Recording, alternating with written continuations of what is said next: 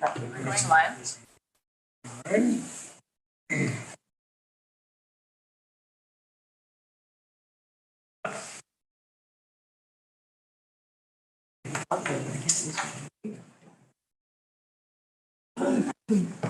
Okay. Everybody's here. I'd like to call this meeting to order. As always, we'd like to start in a good way and acknowledge with gratitude that we live and work on the traditional unceded territory of the Squamish Nation, whose people have been stewards of these lands and waters surrounding Niquahem, Bowen Island. Welcome to the Bowen Island Municipality meeting of March 13th, 2022, Monday the 13th. I don't know if that's lucky as opposed to Friday the 13th. Thank you for joining. I'm Andrew Leonard. I'm the Mayor of Bowen Island Municipality and the chair of this meeting. I'd like to introduce, as I always do, the other elected officials joining us this evening. Starting on my left, we have Councillor John Saunders. To his right, Councillor Tim Wake. To his right, Councillor Alison Morse. Joining us live tonight on Zoom is Councillor Alex Jurgensen. Where he would normally sit to his left is Councillor Sue Ellen Fast. To her left is Councillor Judy Getty. We are also joined by several members of our professional staff tonight who will be making presentations or here for information. To my right is our Chief Administrative Officer, Liam Edwards. On the left is our Corporate Officer, Sophie Insignia, as well as Daniel Martin, our Manager of Planning, and other staff will be presenting this evening. This meeting is being recorded, and when members of the public speak during the public comment and question and answer periods of this meeting, your presence and voice will be included in the permanent recording of this meeting, which will be available at bowenislandmunicipality.ca, as well as our YouTube channel right now and into the future. This council meeting is an official forum for conducting the business of local government. We all love our home. We are all passionate about what happens here. And I'd encourage everyone to maintain a constructive and respectful tone during this meeting and to direct comments for council during the public comments and the question and answer period to myself. The agenda and full council package for this evening's meeting for anyone that's following along online or here in the room is available at bowenislandmunicipality.ca. And all that said, I will look to the corporate officer for any late items this evening. Yes, so the late items that were circulated in your on-table items package are item 9.2. There is an attachment missing from the report, and that is a letter from the applicant. At 10.1a, there is an additional submission from Margaret Underhill and Brian Buckingham received by email yesterday. 12.1b, there were a number of letters from the public regarding the proposed regional park at Cape Roger Curtis that were received after the agenda was published on Friday, and those are from Cecile Farrell, and Frank de Ferrier, Russell, Murray Atherton, David Rich, Don and Joanne Janssen, and Susan Alexander. Thank you. And with that, the recommendation is that council approve the agenda and late items agenda for the March 13th, 2023 regular council meeting. I have a mover for that. So moved by Councillor Saunders, seconded by Councillor Morse. Any discussion on the adoption of the agenda? Seeing none, I'll call the question. All in favor of adopting the agenda, raise your hand, say aye. Currently unmuted. Aye. Carries unanimously. Moving on to public comments. How many public comments do we have this evening? It's 3 this evening. 3 public comments. So each of the public comments you will have, are they all in person or any online? They're all here in All in person. person, okay. So for public comments, you'll have 3 minutes to speak. Feel free to come on up to the chair here when you're called. We do set a timer, so at 2 minutes and 50 seconds, the timer will go off, which will let you finish your last thought and wrap up from there. So the first speaker is Cameron Rolfe. Mr. Rolfe. I'm going to see you up front.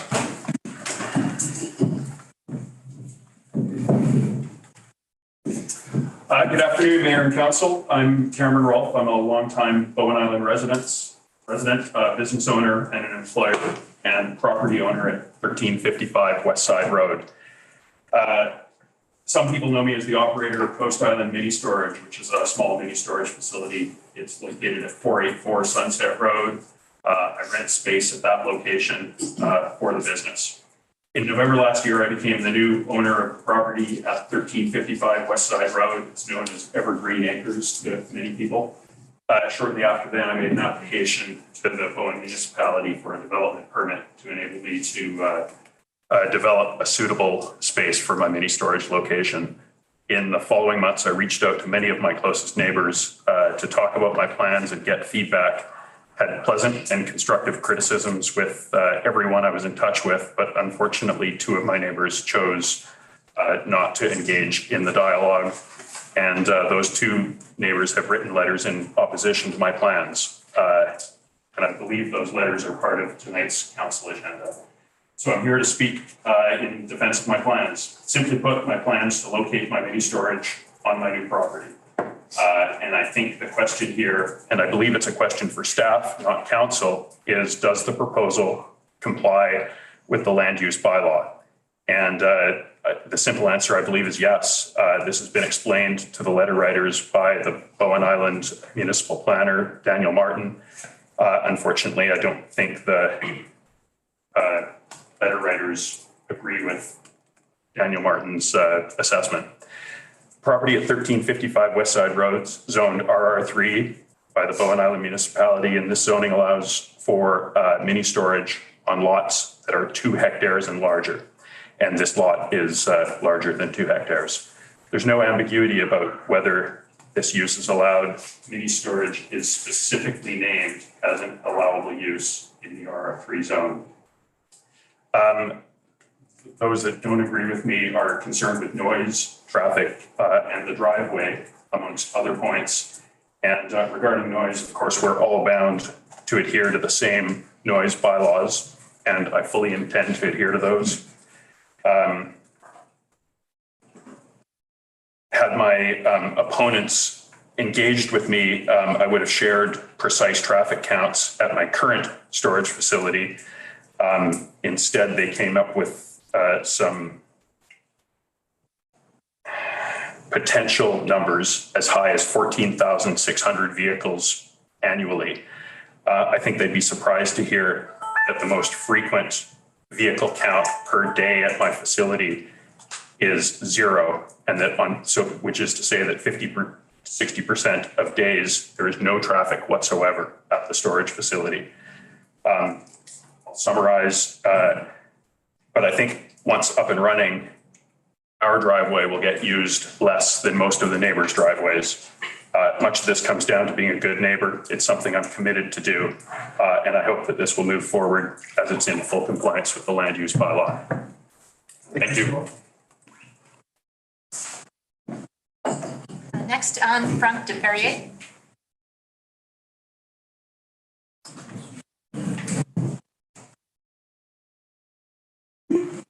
Bonjour, Madame de Ferrière. Bonjour, monsieur. Monsieur et dames. So I'm Franck de Perrière. I live at West Side, 1425 West Side Road, and the purpose of my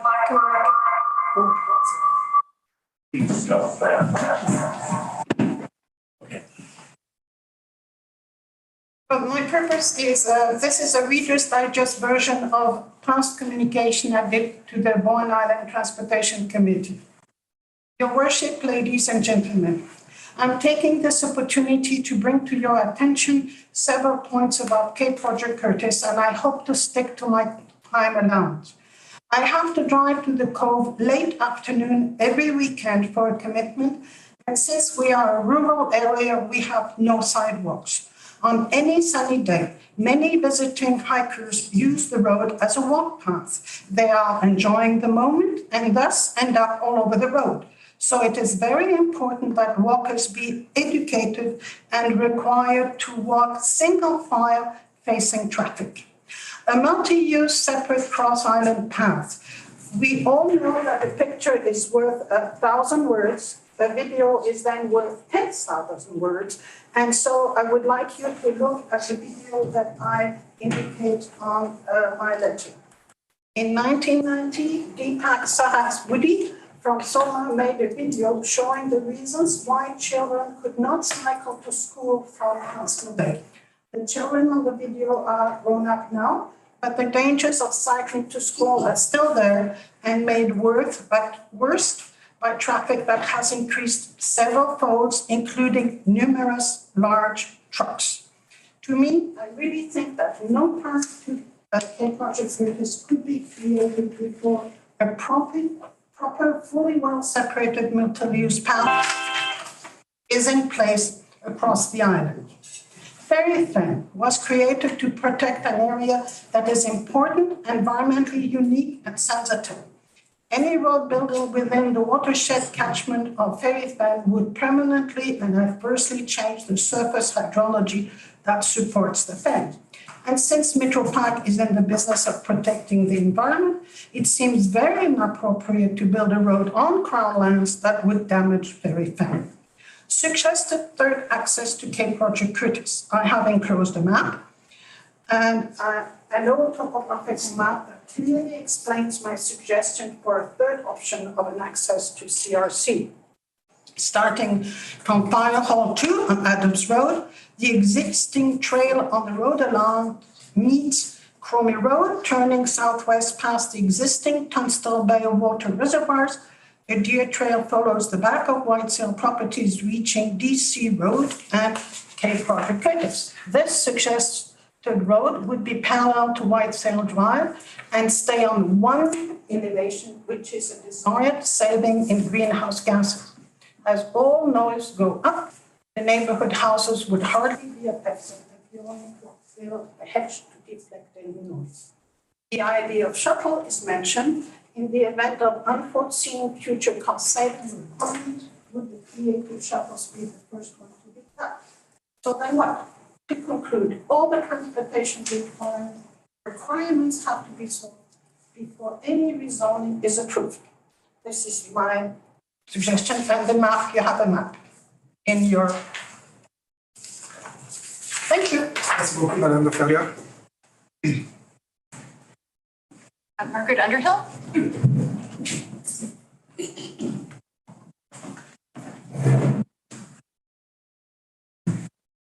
Mayor and Council, thank you for taking the time to read and consider the submissions of ourselves and our neighbors on the subject of the development permit application at 1355 West Side Road.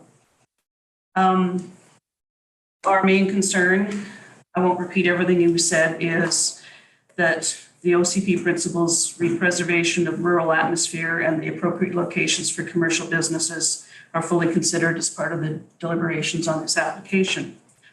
I do feel it necessary to correct the statements that Mr. Rolfe made earlier about making efforts to connect with the immediate neighbors in the period of time after his development permit application was submitted on November the 1st of 2022.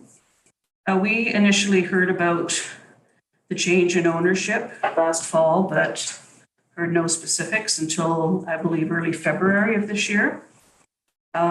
We emailed Daniel, Mr. Martin, on the order of February 22nd to ask if he could give us any information on that. And there was a couple of email correspondences between February the 22nd and 28th of this year. Unlike Mr. Rolfe characterized his efforts to reach out and engage with the immediate neighbors, we did not hear from him until he emailed us on March the 3rd. At that point, we did not immediately respond. We had internet difficulties that weekend, and we were in the middle of contemplating our presentation to council. And ultimately, given that we had not been reached out to 4 months previously when the initial plans were being presented, we didn't feel that there was much left to be discussed at that point. And unfortunately, it's another example of the lack of engagement that seems to happen in so many of these situations, which is not productive. But if indeed we had been reached out to early in November of last year, there's every possibility that we would have been prepared to get together and hear about the plans. But 4 months later, it seemed that the focus was on implementing the plans, not on discussing the plans with the neighbors. So other than that, thank you. I respect your wisdom and your ability to consider everything, and I hope something that can be resolved to the mutual satisfaction of everybody. Thank you.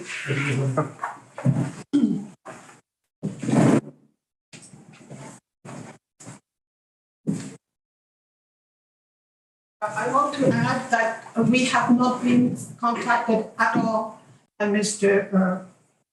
Roth. And we only found out the change of ownership when I made the effort to contact the previous owner. So that was in October. Thank you. Thank you. Okay, moving on to the consent agenda. Are there any councillors that would like to pull items from the consent agenda? Looking around. Seeing none, I'll look for a motion that council approve the items as outlined in the March 13th, 2023 consent agenda. Moved by Councillor Wake, seconded by Councillor Getty. Any discussion on the motion? Seeing none, I will call the question. All in favor of adopting the consent agenda? Raise your hands. Aye. Carries unanimously. Moving on to item 5, delegation. 5.1, the Bowen Island Community Foundation. As there are two of you, do not be shy to bring up another chair and bring it to the table here.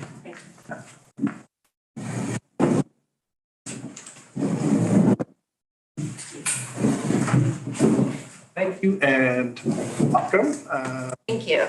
From the council, and I would ask you to introduce yourself and then feel free to let us know why you're here. Yes. Sorry, Mayor Leonard, point of question. Yes. As I do not know the nature of the Bowen Island Community Foundation approaching, and as we are involved with a grant application through an organization I work with, should I be excusing myself from this? I do not know. Maybe to our CAO or our corporate officer. Mute radio button group. I think so. For information only. Yeah, I don't think so. I think this is more about. It's for information. Currently unmuted. Okay, Councilor thank you. Jorgensen, I'm hearing that it's about information, so it doesn't appear that you'd be in conflict. Okay, thank you. Your integrity is always appreciated. Thank you. Yes. Thank you, Mayor and Council. My name is Holly Graff from the Bowen Island Community Foundation, and I'm here with Vice Chair Kate Thomas Peter. We had a third director who unfortunately is quarantining, so we're going to fill you in on his portion of that as well. At the beginning of each new council term, the foundation likes to come and introduce ourselves and give an update on some of the projects that we're working on.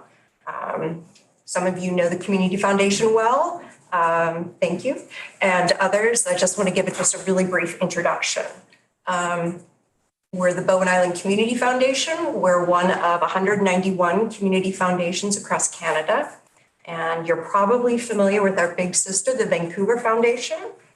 And just in December of this past year, the Bowen Island Community Foundation celebrated 20 years as a charitable organization on Bowen. So we've arrived. We're true Bowen Islanders now.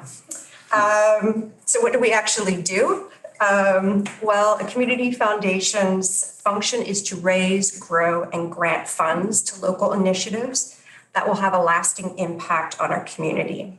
And through our community's generosity, we have now grown endowment funds in excess of $1.5 million. We like to think of these endowment funds like long-term interest-earning savings accounts for the community, ensuring we can continue to take care of our needs far into the future. And it's really local giving at its sustainable best. And as of December, we've now given out $1,026,624 in grants and $367,350 in scholarships. I always get the thousands and hundreds mixed up there. So why are we here tonight? Well, we wanted to give you an update on two of the three sort of initiatives that we have partnerships with municipality. One is our Neighborhood Small Grants Program, and the other one is our Youth at Risk Fund, also now sort of publicly known as the Youth Resilience Fund. And I direct your attention to two letters of update that we sent in the agenda package. And I hope that provides enough background on the program that we can ask for council to respond to our request for continued partnership on those two programs. And then the other project that we have a partnership on, it's actually not a project, it's a fund. It's the Maggie Cumming Legacy Fund. And it's for the enhancement of municipal greenways. And just as an FYI, it has been endowed and the interest every year is available to be used up to 10,000 matching funds with the municipality or 30,000 on a 3-year project. And I've got terms of reference for that, and I believe you also have copies as well. So just bringing you up to date on those 3 initiatives that we work together. And then I see following us on the agenda is an update on the community center. And I'm happy to say that we have an anonymous donor who has entrusted the Community Foundation with a very large donation for us to hold as last mile funding for the community center. And then the third attachment is related to the important initiative that I alluded to. And that's the date for our third Vital Conversations event. After each Vital Conversations, we usually make a presentation to the public and make a formal presentation to council. And knowing that over the next 5 years, we sort of plan to disperse approximately another $1.5 million back into the community, we wanted to get the community's feedback as to what the priorities and opportunities over this period of time might be. And I'm going to let Vice Chair Kate Thomas-Peters sort of give an update on how those priorities guide our granting. Thanks, Holly. Good evening, Mayor and Council. I'm just going to explain in this little bit of the presentation something about how the Vital Conversations event and report influences one of the major aspects of the Foundation's work, which is giving grants. To explain this, I'm going to use the 2017 Vital Conversations report, and you have the executive summary in your package. But if you want to read the report in full, and it's a really good read, I recommend it. It's available on the Community Foundation website, and it's for anyone or any organisation to use to support their work ongoing. In brief, the Vital Conversations report arises from an event that the Foundation sponsors every 3 to 5 years to understand the community's view of its needs and priorities, as told to us by the people who live on Bowen Island. The Vital Conversations event has 3 primary goals. The first is providing ideas and insights from the Bowen community to create a clearer picture of our local needs. The second is identifying priorities for individual and organisational action. And the third is to guide the Bowen Island Community Foundation's work on grant funding. The discussions and stories that arise from the Vital Conversations event lead to a vision of the place that islanders want Bowen to be. And amongst other things, the vision includes the following: a place of safety and belonging with strong intergenerational connections, where there is respect and acceptance of the many different voices here in Bowen. A place where islanders can live securely and affordably, have timely access to healthcare and other services, and where we live in harmony with our natural environment, our greatest physical asset. A place where islanders are able to gather frequently with friends and neighbours, and where there is support and caring. A place where we support the next generation's values and dreams, and where we give back and are involved in our community home. Once that vision is determined at the Vital Conversations event, then the participants go on to hold further discussions to collectively develop a set of priorities for action.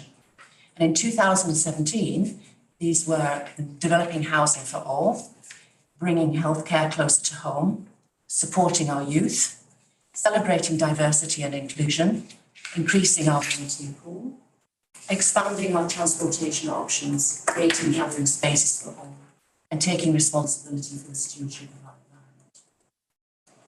These are the priorities that guide the granting decisions of the Community Foundation. And in support of these, grants are provided to Bowen community organisations in 6 major focus areas, as determined by our board. These focus areas are arts and culture, environment and parks, health and social wellbeing, education and youth, seniors, and community resilience building. Each year around this time, we receive applications from Bowen charitable organisations or those who have partnered with a charitable organisation for a grant, the minimum of which is for $2,500 and the maximum is now $25,000. The low barrier application process asks that the priority area relating to the application is clearly identified so that the Community Foundation can stay focused on granting to meet the identified needs that have been outlined in the Vital Conversations report. Much of the information that leads to decisions on who should receive grants and for how much is learned from in-person discussion with applicants. And we consider this a really important part of the process where we can get a really good enhanced understanding of the grant request way beyond the paper application. Grant giving decisions work is done by a grants committee, which includes a mixture of board and community members. Recommendations are made to the main board for approval. And then once all the decisions are over, we like to celebrate the successful applicants and their great ideas and projects at our AGM when grant checks are distributed. And this, as you can imagine, is a very happy occasion. Once grants are awarded, each has a grant body appointed from the board who supports and monitors the use of the grants, with grants having to be spent within 20 months of being awarded. The Community Foundation has been providing grants of different kinds to the Bowen community since 2004. And as you've just heard from Holly, the total is over $1 million so far, which is fantastic for a small organisation and volunteer board, and the generosity of the Bowen community. As the funds that the Community Foundation holds continue to grow, the next 10 years of grant giving look bright, and it will be continue to be guided by Vital Conversations events, of which you will hear a little bit more in a few moments. To conclude, here are a few examples of grant contributions to Bowen projects that might be known to you from the last few years. Westside Playscape project, a contribution to play equipment. The Community Centre, contribution to millwork in the Flex Room. Contribution to the riding ring upgrade for Bowen Island Horses and Riders Association. A contribution to the Rotary project to provide a drinking water fountain in the ferry terminal. A contribution to the Children's Centre to develop equity, diversity and inclusion training. The Health Centre for the development of a governance and operations model. To the Caring Circle to update their website. A contribution to the Trail Society signpost on the Bowen's trails. To the Archery Club to purchase equipment and training, and to the disc golf course for its development, and many more. We're proud to be able to work in this way to support the Bowen community. So now back to Holly for the next piece about Vital Conversations. Thanks, Kate. So like I said, our fellow director, Richard Smith, he's the chair of our Vital Conversations Committee. He's not here this evening, so I would give you just a really brief summary. This is going to be our third Vital Conversations event, and this time we're doing it in 2 phases. The typical in-person event, half-day event on June 3rd, small 60 to 80 people. But prior to that, we're going to be conducting an online information gathering portion. And this dual-pronged approach is to try and reach every Bowen Islander to get their input for community priorities, keeping in mind that this information is shared back to the entire community. It's referenced by the island organizations as they forward their organization's goals, and that we then use these for our own granting guidelines until the next Vital Conversations in 3 to 5 years. And while we make it a point to exclude any of our elected officials from the in-person portion, due to the fact that you all have a public platform already, we welcome your opinion in the online portion, and so stay tuned for that formal invitation. So I wanted to thank you for your time this evening and ask if you have any questions for us. Any questions for the Community Foundation? Yes, Councilor Did you Giddy. just say that because we're elected, we don't get to go to Vital Conversations? I went to the last one, it was fabulous. You weren't elected then. You weren't. I've never gotten to go. Can I read? I'm just going to wear one of those glasses and take those mustaches. Good. Any other questions, Councilor Wigg? Just a comment that I also participated in early, I think, the 2017 Vital Conversations, and it was fabulous to be involved, and I'll get my dibs in online. That's great.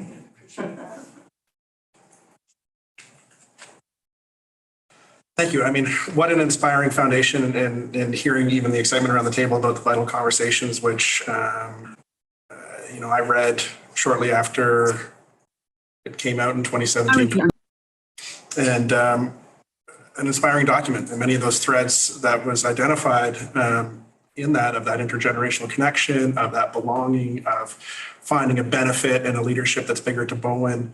And I think Harmony and Unity was the last one, just are so aligned and ring through and thread our community today. So what you do is so appreciated, and I appreciate you for being here.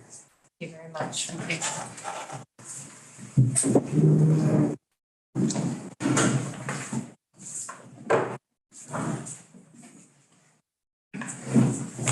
We have a second delegation here this evening. Item 5.2 is the Community Center Fundraising Subcommittee.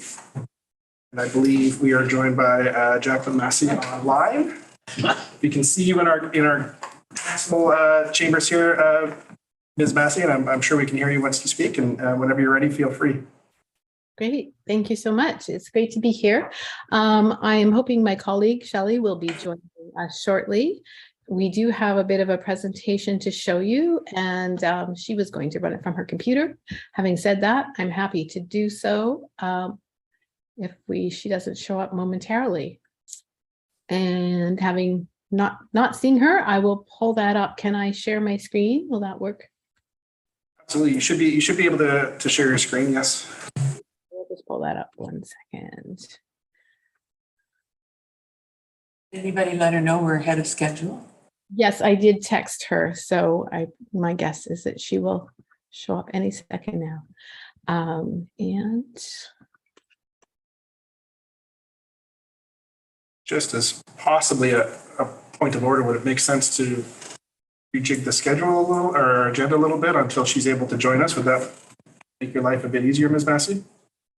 Sure, if you if that works, if that's can be done. Maybe I'm assuming she'll be here very quickly. That's no problem. So we are running ahead of schedule. The procedure I would look for council at this point is would be a motion to lay on the table the delegation, and then we can pick it back up after a couple of items of business.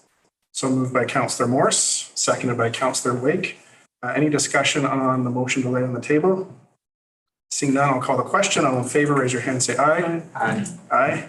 All right, and that carries. Unmuted. So just to let everyone know what that means, it just lets us pick up some of the other items of business, and then at any time we can have a motion to pick up from the table, and then when Ms. Sainsbury joins us, Ms. Massey, we can have a delegation at that point. Thank you. Procedure is so cool. Moving on to item 7.1, we have the development procedures bylaw amendments. And Mr. Martin, if you'd care to join us up here. Thank you, Mayor and Council. So you have seen this bylaw a few times before. It's back for consideration of second and third reading, or the two bylaws. So these are bylaws to change our development procedures and our Board of Variance bylaw. The amendments that are in the bylaw, since you saw it for first reading, was one, a change to language around the signs to specify it doesn't have to be on the property. And then a change to one of the other clauses that essentially changes how the internal numbering works, but it's not. I've heard from a couple of councilors, a couple other typos that are in the bylaw, so make sure that those are captured before it comes back for adoption. I don't have anything further to add on that. Okay. Any questions for the manager of planning on this item? Is a recommendation to that council read, or would somebody like to make the recommendation, or I can read it and look for a mover? Councilor Fast. Yeah, thank you. I'm happy to see this come back, and I'm anything to reduce surprises for people, and appreciate the changes about where the sign can be. So I'll move that Council read bylaw number 596/2023, cited as Bowen Island Municipality Development Procedure Bylaw number 494/2019, amendment bylaw number 596, 2023, a second time as amended. That council read bylaw number 596, 2023, cited as Bowen Island Municipality Development Procedure Bylaw number 494, 2019, amendment bylaw number 596, 2023, a third time. That council read bylaw number 597, 2023, cited as Bowen Island Municipality Board of Variance bylaw number 474, 2010, amendment bylaw number 597, 2023, the second time.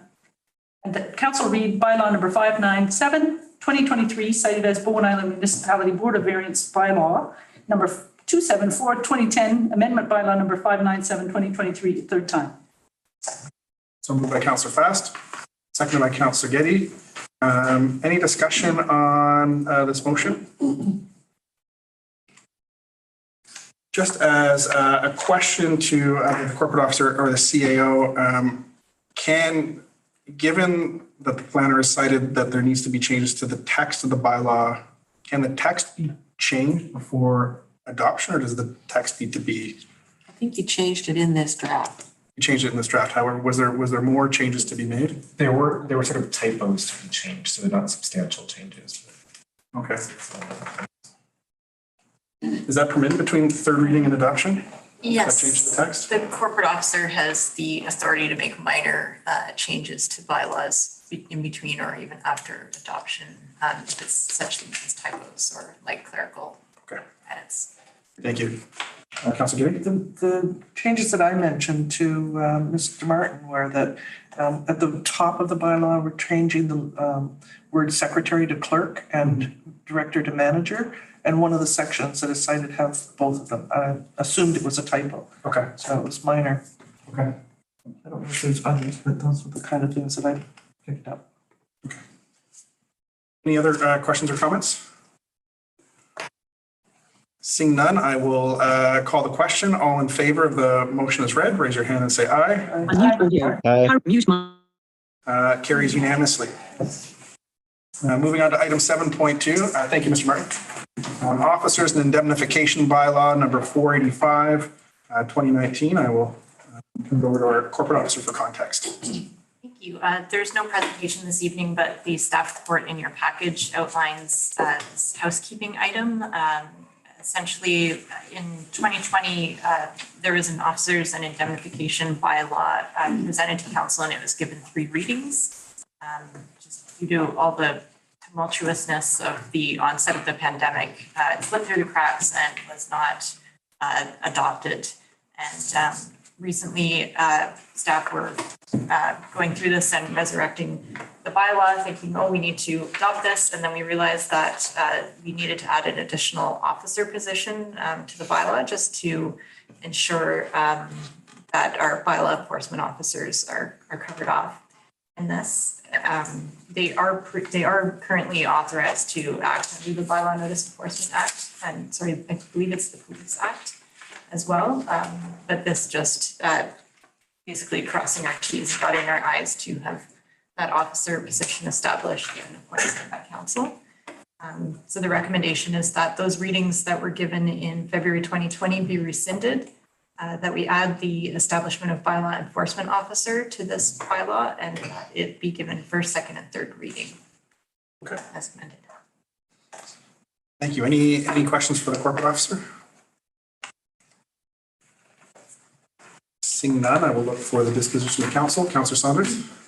Move that first, second, and third readings of bylaw number 485, 2019, given February 24, 2020, be rescinded.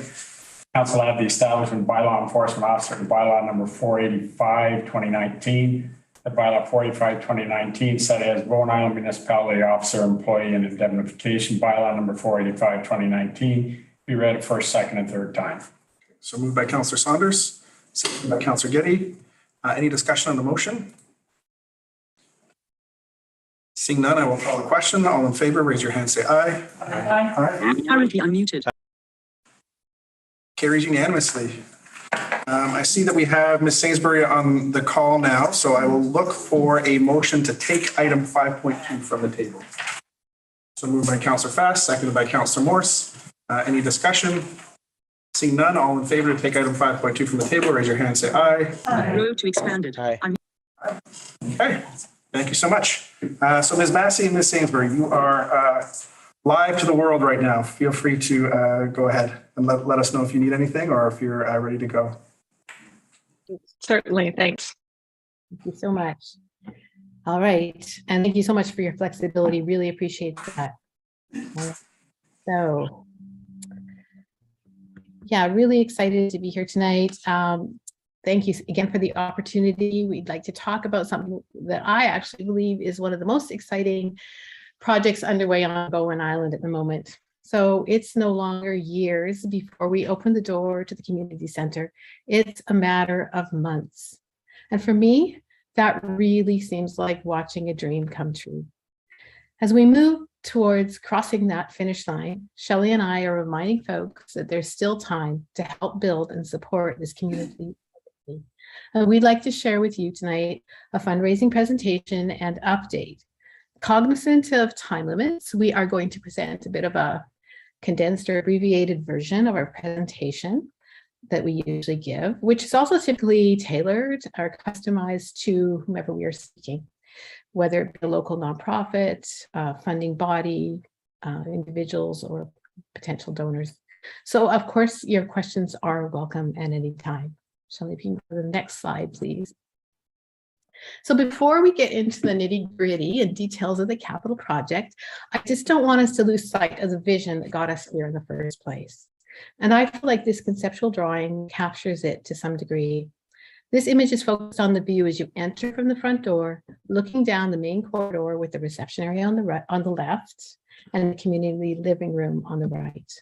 So what really excites me, a 30-year plus resident of Bowen, is that this project is all about creating a home for Islanders, a dedicated public space where everyone is truly welcome to come together, to explore, to learn, experience, connect, participate, and simply just hang out with neighbors and friends. It's a purpose-built, multifunctional, flexible space. It's located in the heart of our island near key amenities, where recreation, arts, and culture can flourish. The sense of belonging to a community can be nurtured and strengthened, and as a result, health and wellness are enhanced. The next slide, please. So as you know, the community center offers over 12,300 square feet of sorely needed community space that will improve access and provide essential spaces for all Islanders, from the youngest to the eldest, for the most engaged to the most marginalized. It's a development that was formulated through and informed by extensive community consultation and engagement, and an eye to sustainability and functionality in design and operation. The inclusion of municipal offices is intended to assist with both capital costs and operational costs. So the budget of $18.7 million relies on funding from multiple sources, including a substantial support from federal provincial programs. A business plan has been drafted that ensures the facility is financially viable in both the short and long term. Next slide, please. So this is my favorite slide because it just presents so much potential. The uses of the community center space are limited only by our imagination. So the community living room will be part of the facility, a warm, friendly, inclusive space with comfortable, portable furniture that allows for diverse, flexible, and multi-use layouts. It is adjacent to recreational and lifelong learning programming spaces and flows to the performing arts auditorium and or the gallery lounge, which will feature art from local artists. Just mention more about the community living room space. It will serve as a waiting area, respite zone, informal social gathering place where you can bump into your neighbors and friends as people cross paths while attending classes, events, attending to civic or a business. And it will host everything from casual day-to-day connections such as study groups, board games, meetups, lively philosophical discussions, no doubt, to more formalized receptions and special events. The approximate 4,000 square foot performing arts auditorium with retractable seating, will be a key location for musical and theatrical performances at a professional level, installed with specialized acoustic and lighting equipment and tech booths. And it will serve as a multi-purpose room hosting soft recreational programming, events, and programs. The fitness and weight room, designed with, to feature natural lighting, will help Islanders keep healthy and fit. And the smaller multi-use space will be filled with activities from children's programming in the morning to seniors gatherings in the afternoon to community group coming together in the evening. A number of multi-space use spaces will be shared with municipal offices and available for community use, as well as for meetings, audiovisual presentations, and other activities. And of course, you can't forget about the outdoors, with the natural environment as a backdrop that features a stunning view. The community courtyard will be paved with smooth bricks and feature wheelchair accessible picnic tables, green spaces with native plants, and rock work suitable for children to play on. The potential use for the community courtyard are also countless, including picnics, stroller-friendly fitness classes, programs for children, pop-up performances, community markets and mini festivals, seniors Tai Chi, youth campfire nights, night sky, community telescope viewing, garden club activities, and cultural ceremonies. I'd like to now hand the presentation over to Shelley. Thanks so much, Jacqueline. And thank you very much for letting us present today. And I do apologize for not being here a little bit earlier. A couple of things I just want to layer on that Jacqueline mentioned that I've heard from the folks that I've spoken with on Bowen in my time here. One of them is I'll just point out the size differential between the municipal offices and the rest of the community center. The municipal offices are around 4,000 square feet, roughly what Jacqueline pointed out for the Performing Arts Auditorium, so one component of this overall space. But the community center as a whole, the space that is multi-use for the community is over 12,000 square feet. So quite a substantial, and that's not including the exterior spaces that Jacqueline mentioned, which will also be utilized. The other point that has been brought to my attention that's of real interest to folks from Bowen is that you don't have to take a ferry to go see a professional level program. You don't have to take a ferry for your children to get some extra recreational opportunities. And as well, it's an opportunity for youth, children, moms, etc., to have a space to convene during the day that isn't there right now. It is something that I understand has been in the works. It has been wanted for decades. I actually spoke with someone who was on the very first task force just last week, and she was very excited to see this moving forward. So where are we with the community center? Many of you have driven past it, so you're very aware that it's actually in progress, it's happening. This is just the diagram that shows you the more technical portion of where we're at, the building envelope, and we've got a great photo just from today of exactly what that means. And we believe and understand that barring any unforeseen circumstances, this is the timeline to which we expect the community center to be completed, which sees us in fall with completion. Then we get to move all of the wonderful equipment in and open the doors for people. And this is that picture that I was sharing, that I was telling you about, that was taken just today.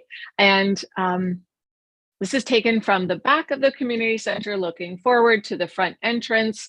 But what is really striking here are these beautiful beams, which will actually be, they serve both function and they're a beautiful aesthetic inside the living room, which Jacqueline mentioned will be that convening space for people.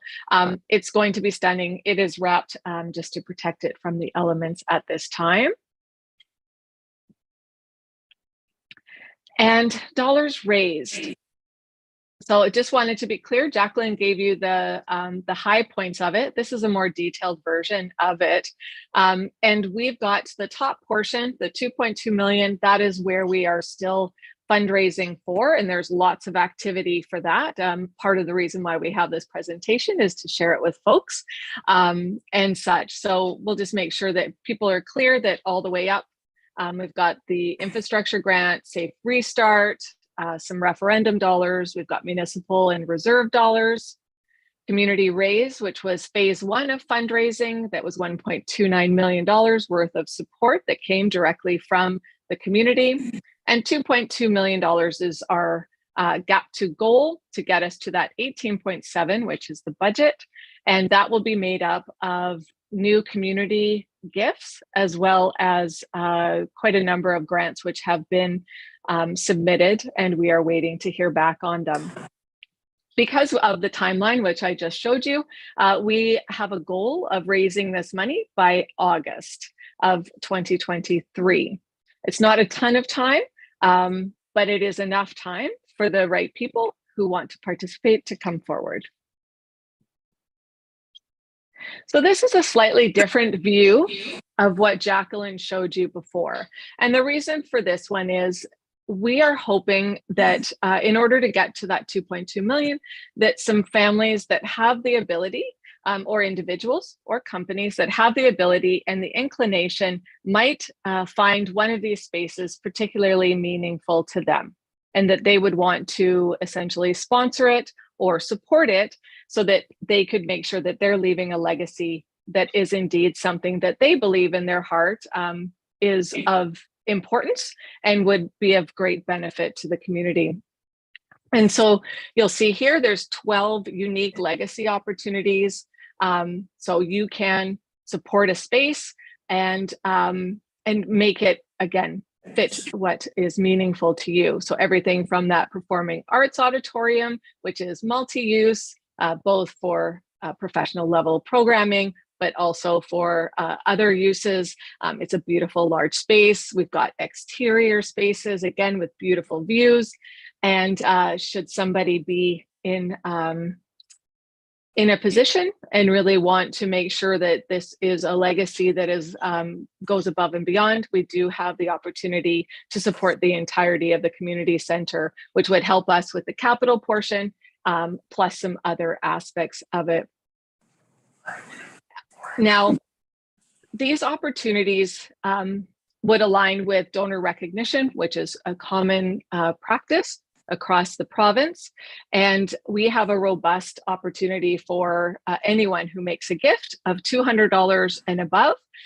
You can see yourself on a donor wall, you can see yourself on the back of a seat, or you could even name a space within the building. And that is all relative to the value of gift. And we've used some guidelines for sponsorship of that space. And we'd be happy to talk about anything that's specific of interest to anyone at any time. We do have some individuals who are looking at certain spaces right now. And so we're that is encouraging, and we think that others, as they see this opportunity, will definitely want to put their hand up and come forward. And that is the end of the abbreviated portion of our presentation. Again, we'd always be happy to talk more specifically about certain areas, go into detail about how that area might be in line with where your values and what you believe would really be of benefit for the community, and somewhere that you might actually like to see recognition of your name or your family's name for the future. This is just a beautiful picture of this is part of the community. It's going to be embedded. Everyone will get to see it, and we're really excited to share that with folks. And now we'd like to open it up for questions. Thank you so much. And I'll look to council for any questions, comments, life wisdom. Councillor Fast. It's just, hello there. It's just great to see it coming together like this, and to see the building taking shape. I remember when I first came to Bowen that I was told that the community at that time, way back when, had decided instead of building a community hall or to begin building a community hall, they decided to put what money they had and resources into helping the school district build the gym so that it could be multi-use and shared, but that's not possible anymore. So we're on to phase 2. And having been to Denman and Hornby Islands and other islands recently, it seems funny not to have a community hall on Bowen, and I'm looking forward to the completion of all the hard work that everybody's been doing on it. Thank you. Thank you, Councillor Fast. Councillor Jurgensen? Currently unmuted. I just wanted to say a big thank you to Shelley and Jackie and the rest of the team. I know working, having experience in capital projects, like they're a huge undertaking to get to this point. And just want to thank both of you and the rest of the team there for all the work that you've done to make this happen. Mute my audio, hand lowered. Thank you, Councillor Jurgensen. Councillor Getty? I've been wanting to hear what your pitch is, and I'm glad that you've come to the council meeting so that it's nice and public. And yeah, it's a lot of good presentation and a lot of work. And I hope that we can get this one over the top. Thank you. Councillor Wick? And I'd just like to echo my fellow councillors' comments. I was worried when I first got elected to council about how this project was going, and it just feels like, and I had quite a conversation with Jackie actually at the event at the pub, and you've won me over. I mean, I've really felt the momentum build, and it really does feel like we're going to get across the finish line, and congratulations. Thank you, Councillor Wick. I suppose just to close, given the opportunities that you presented, what is the best way for folks to get a hold of you in case they would like to know more? Jacqueline, do you want to answer that one? Sure, absolutely. We would love to hear from anyone and any questions whatsoever. We are happy to also come to a group if they would like us to present at any time. You can directly email me at jmassey, JMASSEY @bimbc.ca. And yeah, shoot us an email and we'd be happy to definitely respond immediately, and we'll address any issues or any questions you have. And would love again to present and talk a little bit more in detail in any of the areas that are of interest. Thank you so much. Thank you for coming and spending your time with us this evening. It's very much appreciated. Thank you. Thank you.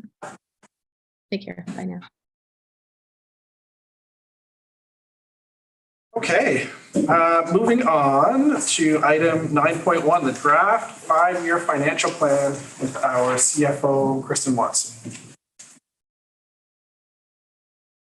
3 minutes. Yeah. But it's short. Okay.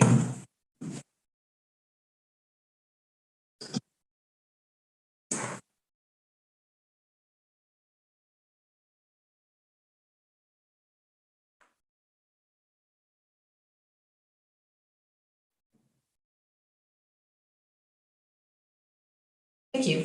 Through the chair to council, I do have a brief presentation. I see I've been given 15 minutes on the agenda. So I will try and stay within my allotted time.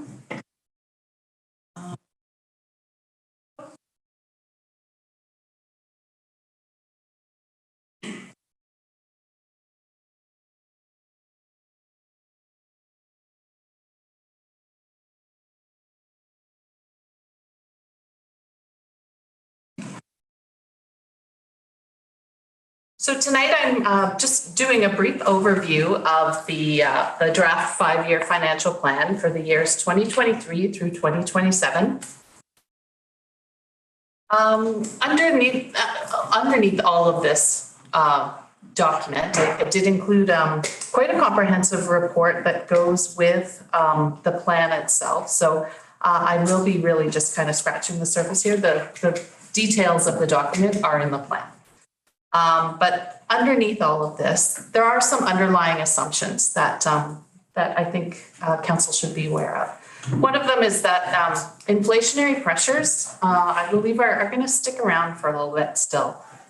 So for that reason, we have included a provision for salary and benefits increment by 4% for year one, and everything else increment by 3% for 2024 through 2027.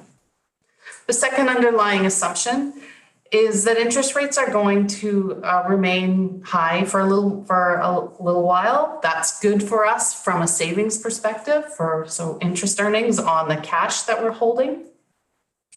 All of our debt is currently locked in, where there is a little bit of interest rate risk should interest rates continue to stay high or go higher, is that we do have a short-term equipment financing loan, which is a variable rate. It floats. So when we took it out last year, we were paying about, say, 2% on it, and it's now over 5%. Lucky for us, the amount of that loan is $567,000. So it's not a huge amount of money at that variable interest rate.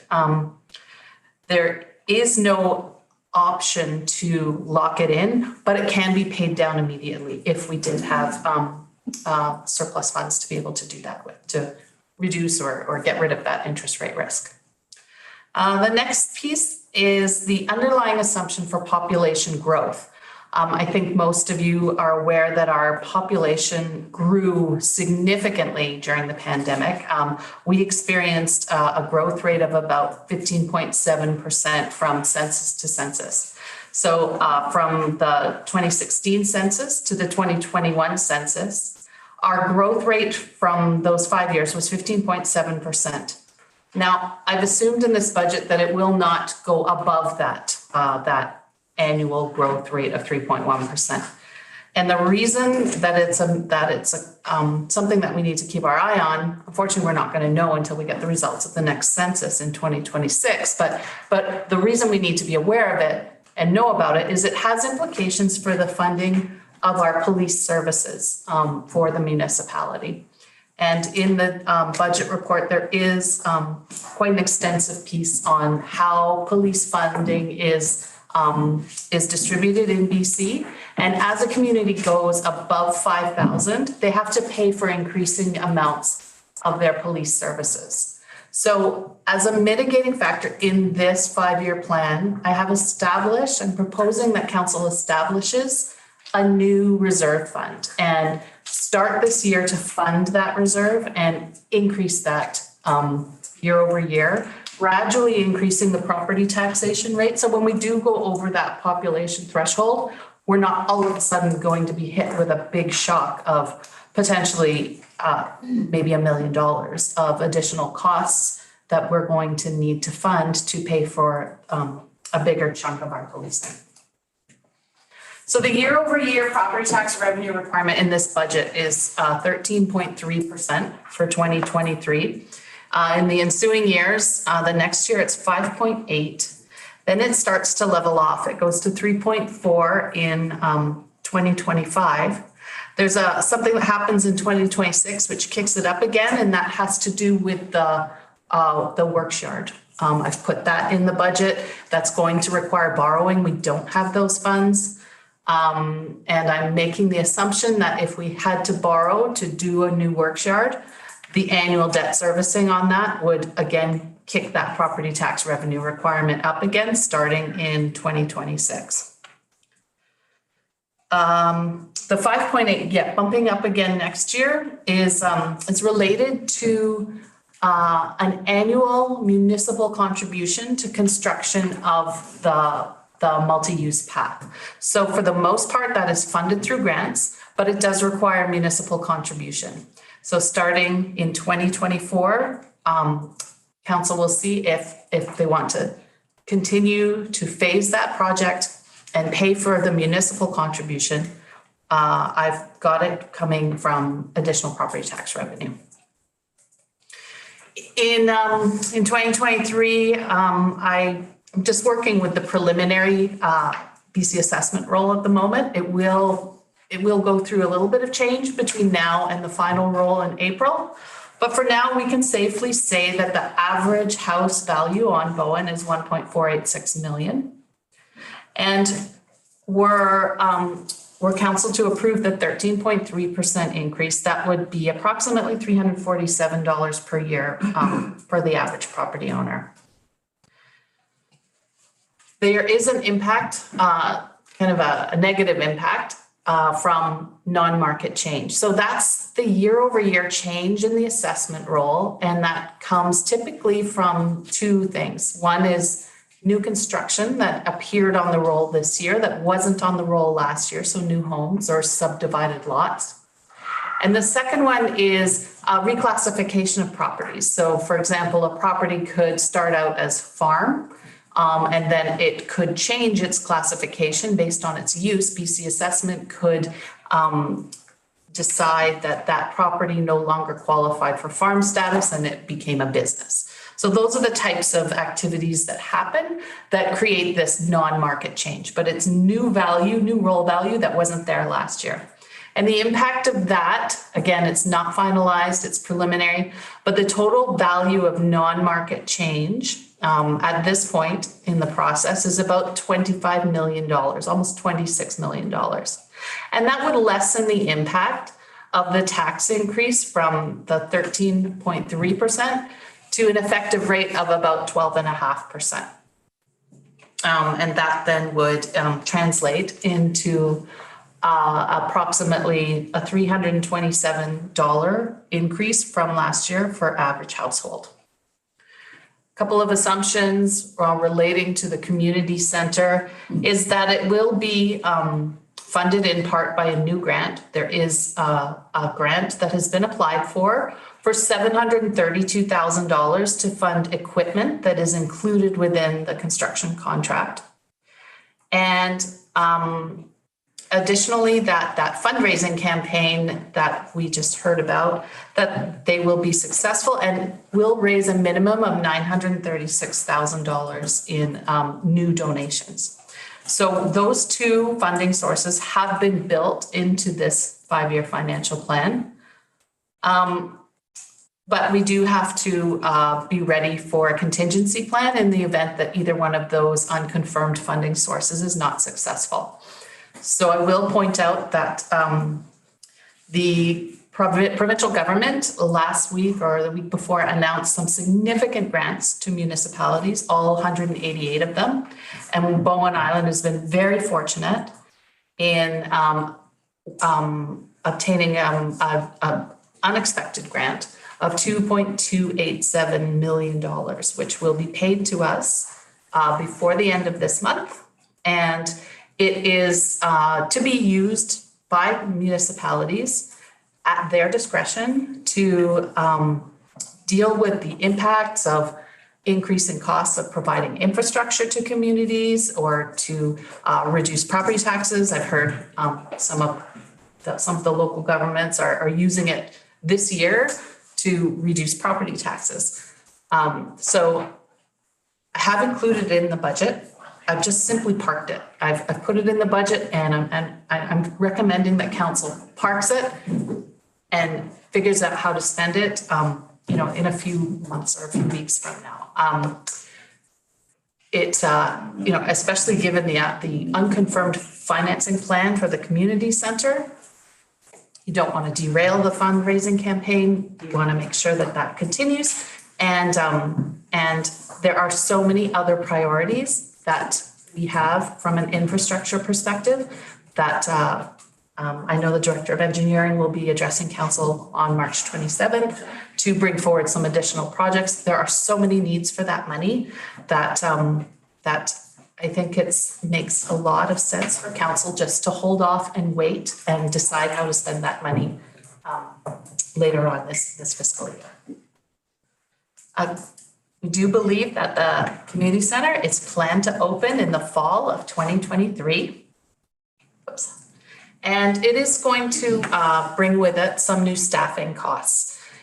So in this budget, we do provide for a 1.0 FTE facility manager position, and as well 1.75 FTE full-time equivalent custodial staffing positions. So that is enable to make sure that the building is up and running and open to the public from early in the morning. I believe the operating plan is from 6 a.m. until 9 p.m. on weekdays and kind of 8 to 4:30 on weekends, so that the building will be staffed and supervised throughout its operating hours. The FTE complement, the overall FTE complement in this budget is not expected to change other than those new positions relating to the operations of the community center.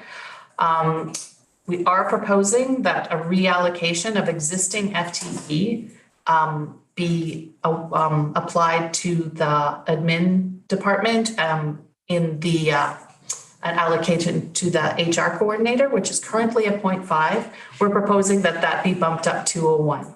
Now, there is a vacant position that was vacated last year that was not replaced, and that was the manager, bylaw manager, environment parks manager. That position was not replaced, so we are suggesting that those staffing resources could be reallocated to make up this HR coordinator position from a 0.5 to a 1.0. The growth in operating expenses over the 5-year period is expected to be 12.5% over the 5 years. And approximately 50% of this initial year 1 tax increase is resulting from the unavoidable new debt servicing costs that we didn't have last year. So the new debt service, it's $447,000 over and above what we paid in prior years. And that's going to look like about $177 of the overall tax increase. It goes up to $662 starting in next year. It remains constant, and then you see it bumps up again in 2026. And again, that was related from the assumption that the public works yard goes ahead and is paid for with borrowed funds. That's what would kick it up another notch starting in 2026. The capital expenditures, we've got them in this plan. Of course, this year with completing the community center is the most significant capital project there, $12.6 million of expenditures to be incurred this year. And then dropping down to what we think is probably a more realistic level of just over $2 million a year. In 2025, it kicks up with the project for the works yard. And there's also included in 2025 acquisition of a new significant piece of fire equipment is a fire truck for $395,000. So looking at it in a table format, some people like this format better. The capital expenditures, the expenditures on the first line are what I would like to call and refer to them as kind of the annual envelope funding. So these are the amounts that I think it's important for all of the managers to know what their longer term funding would be. I think that better decisions are made if they know that their financial capital budget is, if it's known to them, you know, for the next 5 years, what they're going to be able to spend, they can better plan out their work program. The extra or the unusual one-off capital projects are the ones on the second lower half of the screen.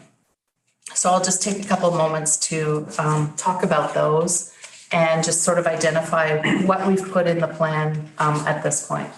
So in 2025, you see there is replacement of engine 32. The fire chief, I'm sure, will come forth to council on the 27th to present the business case for that. Next year in the budget, there is $160,000 to be spent on the initial service yard upgrades. There's $60,000 for the potential building a trailer and $100,000 to undertake some environmental work at that site.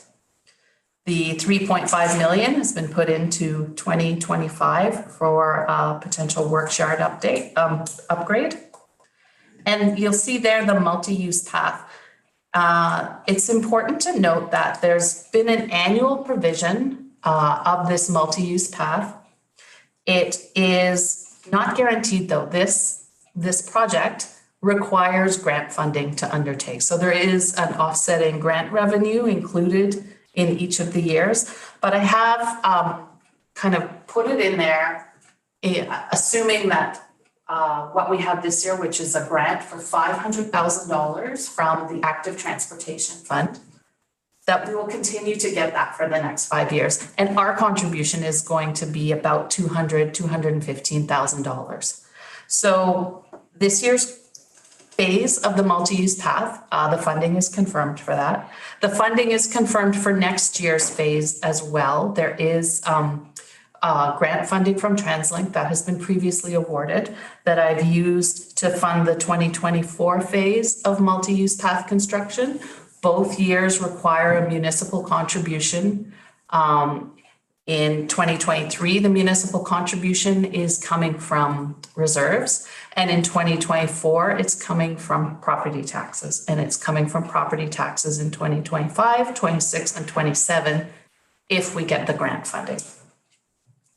There is a little piece of fire hall construction still to finish. I've estimated that it will cost about $75,000. It relates to the access road that is in between the two properties. 12.6 remaining for the community center construction, and the report does include quite a detailed piece of information about all of those different funding packages and what little pots of money are going to be used to complete that $12.6 million project. And lastly, in this capital budget, I've included the on-island composting project. So this one's coming back again for council to consider. It was in the plan last year. Council decided to defer it. We did not have, it's 2/3 funded by grant, 1/3 funded by municipal. We did not have our 1/3 share last year. We would have had to borrow for it. So council directed staff to go back to the province and ask if we could have that grant extended. The province was willing to extend the grant for us. In the meantime, staff have done a little bit of research, a little bit of work, and have proposed an alternative technology. It's cheaper, it's closer to home, parts and equipment, and doesn't require 3-phase power. There's a whole lot of things in that project with the new technology that are different and may make it something that we can consider doing. Additionally, there's new funds now that we didn't have before. We have an allocation of $70,000 per year for last year, this year, and next year from the Climate Action Program. And we also have been notified that there is a donation from a community organization who is really keen to see composting on Bowen Island. So everything is a little bit different, and what we're at with this is that we need to revisit the operating plan. We'll bring it back to the finance committee when we have that work done. But for now, I'm recommending that we just keep it in the budget because it is something that is looking very different, and it is quite possible that it's a viable project, given this new information. Yeah, I do want to caution the director of engineering. It does have some significant projects that he feels are very important that should go in this budget that aren't presently in this budget. And he will be coming to council on the 27th with those asks. I have prepared an alternative capital financing funding plan. I did show that at the Finance Advisory Committee on March 3rd. So if council agrees that they need to go into the plan, then we can come up with an alternative source of funding. It's not going to affect next year's budget. It's not going to, the costs from it are not going to really hit the books until 24-25. So we can continue consultation on this basis at this point. But I think it's important to be aware that that Patrick does have some additional asks of the council at this point. Oh, that's what it is. One of the projects is Carter Road Bridge replacement, and the other is a Woods Road upgrade. They're significant. In total, 1.8, almost 1.9 million. Contributions to stat reserves are expected to increase over time. It's important to retain those individual statutory reserve funds and build those over time. They provide the municipality the resiliency that's needed to to respond to unexpected events. They provide options and flexibility for council. So I believe that it's really important for council to start making dedicated contributions annually and growing those contributions annually year over year, especially given the fact that the asset management plan and the information that's going to be gleaned from that plan, we don't have all of that yet. We know that that at a minimum, we're probably not achieving what the asset management plan is going to indicate we should be. So we need to start somewhere, and we need to start now by annually dedicated contributions into those reserve funds. Here you can see a $50,000 new contribution, which I'd mentioned earlier, in 2024, starting to this new police funding reserve and increasing that each year. And in 2023, a different reserve fund that is just a one-time thing. We started last year, we made a dedicated contribution of $500,000 to the Civic Facilities Fund as a municipal contribution to construction of the community center. Last year, I did indicate that I felt council should repeat it again for 2023. I've put it back in the budget for 2023, $500,000 contribution to the Civic Facilities Fund to close that financing gap. And I've also added $128,000, which is an amenity contribution. We received it earlier this year. So that should go into the Civic Facilities Fund as well. As well, we've got here, talked about it earlier, the contribution to the Growing Communities Fund. And like I said, I'm recommending that council just park that for the time being. Overall, you can see the change in the closing balances of the statutory and non-statutory reserve funds over year. So 2023, we're going to be pulling money out to finish the community center. But after that, the plan is to squirrel it away and start putting it away and building up those funds and building up our resiliency and our financial strength. I did adjust that 2023 balance just to show that we don't expect that the Growing Communities Fund is just going to be parked there in perpetuity. Under this plan, what we want to see, and we have a graph here that shows that over time, the contributions to reserves have a gentle incline, and the withdrawals from reserves are going to reduce. So over time, that gap between contributions and use of reserves, we want to see that gap widen, and that space in the middle is our savings and what gets put away each year over year. That little bump in the middle is where we are budgeting to use $400,000 of reserves for that fire truck equipment purchase. I would like to take a few minutes to just talk about liability servicing limit and where this plan would put us. Existing, there are debts being paid for a couple of the water systems, Tunstall Bay Water, Cove Bay Water. We now have $4,040,000 for community center debt, $3 million for the fire hall.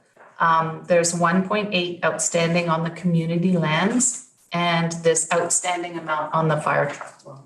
So right now, our total debt servicing for the municipality as a whole is $916,000.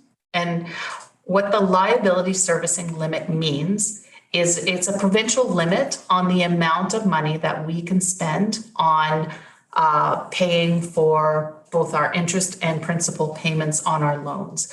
So if we estimate that our liability servicing limit right now is at about 2,700,000, that's about 33 or about a third of our liability servicing limit is used right now. There is potential that we will need additional funds in the near future. One, of course, is for the new Blue Water project. That would add $3.1 million of debt. There is a potential that phase one of an Eagle Cliff water upgrade to happen if we've applied for a grant for that. If we're successful on that grant, it would require additional borrowing on behalf of Eagle Cliff Water. That would add another $750,000 worth of debt. And if council agrees to go forward with the Works Yard project, and all of this debt, of course, is subject to assent of the borrower. So there is an approval process that would have to happen before this debt could be incurred. Then that would add another $3.5 million debt with additional servicing payments annually of almost $550,000. So that would push us up to about 50% of our limit. And lastly, super long term, we have to consider that there may be additional projects on behalf of Eagle Cliff, on behalf of Blue Water, on behalf of phase two of the wastewater treatment plant. All of those things are on the radar, adding potentially another $560,000 of servicing payments annually, which would put us very close to 63% of our liability servicing limit. Transfers to and from other funds.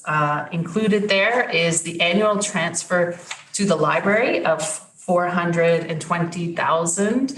That is up from last year. It's actually a kind of an adjustment. We halfway through the year, we discovered that there were some errors in the assumptions underlying the development of the library budget last year. So Tina and I have worked very closely to rectify those underlying assumptions and come up with a solid plan. The library changed course halfway through the year when they realized that they were on track to overspend and be in a deficit position. They reduced some levels of service. They deferred some spending that they were planning on going ahead with. And they did not end the year in a deficit position as a result of that early intervention. But for this year, that's why there it does seem to be a significant year-over-year increase, because really we're rectifying a budget error from last year.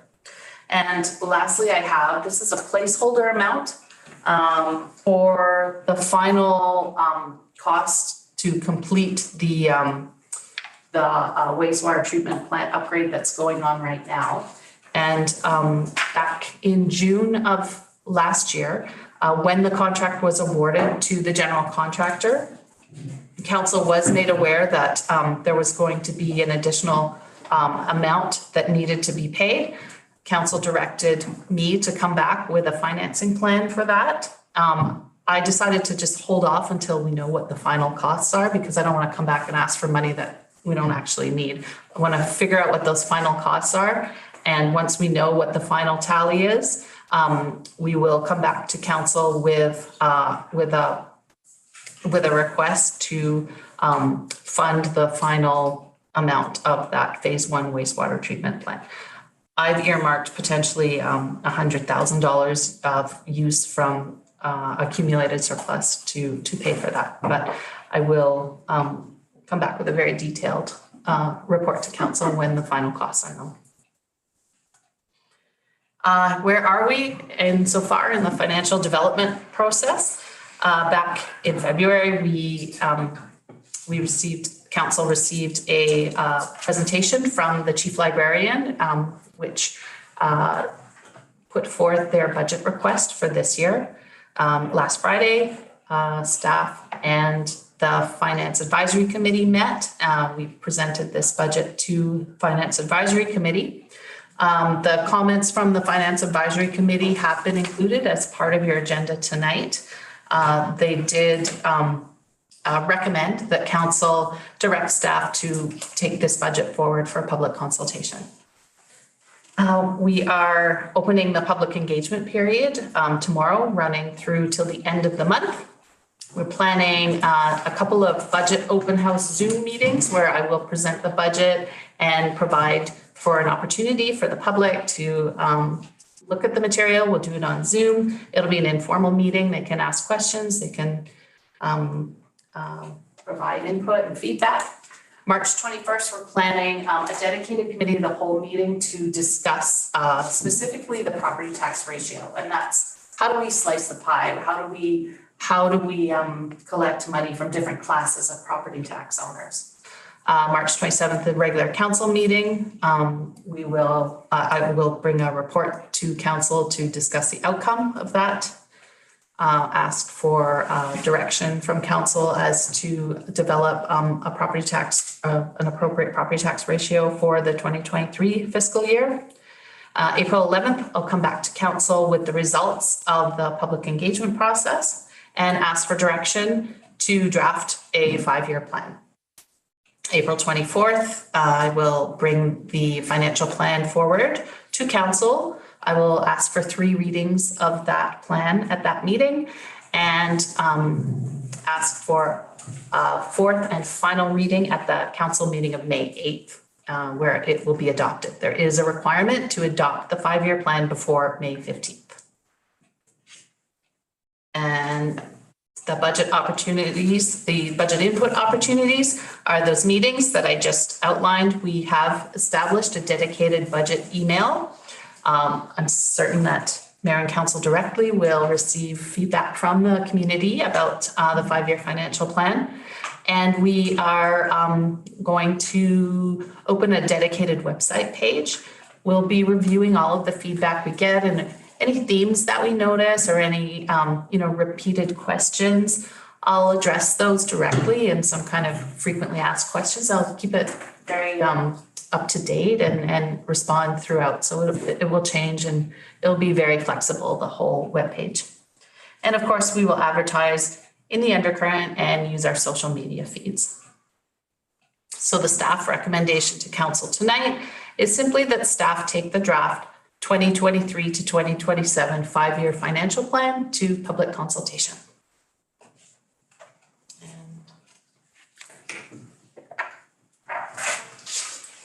I'm happy to address any questions from council. Okay. Thank you, Ms. Watson. We have Councillor Getty first and then Councillor Saunders. My math's not very good, but it's good enough. I'm just wondering if you have any idea what the 2.287 million earns at 5%. We park it. I've got about 115,000 a year. 287,000. So half of that. Saunders. To the chair, I recognize this isn't the time to, go into all your numbers and stuff, and so I don't want to do that. I'm just curious, when you talk about the debt service liability or the debt service limit and going up, and it's basically what we have now, and then kind of medium term, and then long term would be up to 63%, which is a scary number. Yeah. That longer term stuff that got it to 63, as that is arriving, some of the other stuff would be getting paid off, wouldn't it? Is that accounted for in there, or is that not even a relevant number? We're very early on in our debts. We've just taken on 7 million this year. It's 30-year debt. Okay. So that's a good enough answer for me. Thank you. Councillor Morris and Councillor Wake. Plus, it's usually bond funding and not much gets paid down on principal until later. The end. Yeah, okay. Councillor Wake. Through the chair, thank you, Ms. Watson. It's a very thorough job. And one question, just for clarity, when you say the impact of the 13% tax increase will be about $347 per average household. And then you mentioned the community center ops and what impact that was going to have was $177. Is that part of the 347 or? Yes. Oh, okay. It's all in, yeah. Okay. Yeah. And one more question. I thought the comments from the Finance Advisory Committee were thoughtful. And I just wonder what the process is for building some of those and when you consider that. We had our meeting just on Friday. So this material was already published and pretty much uploaded by the time we got those comments back. That being said, it's not set in stone. And that's the whole point of public consultation, is that we are listening to that feedback and responding to that feedback. And, if a comment is received that council supports and wants to see put into the budget, then we will act and we will come up with recommendations about how to accommodate changes. Thank you. Any further questions or comments? Councillor Fast? Thank you. Thanks for the detailed reporting in the package. My question relates to the $2.287 million grant. I'm wondering why did Gibson's get a $5 million grant? And this is just because somebody asked me that. I'm wondering, is there variation among the grant numbers, or does anybody know how those came up with, or can we expect more later or not? I wasn't aware they got that much. Maybe it was wrong. The information. I thought when I saw it that they got a little bit more than us, but not that much. But I'll confirm that. I'll actually email out and I'll put it on our website. There is a one-page list of every single community and how much they got. It's kind of interesting to find it today. I thought I'd ask you. They got 2.3.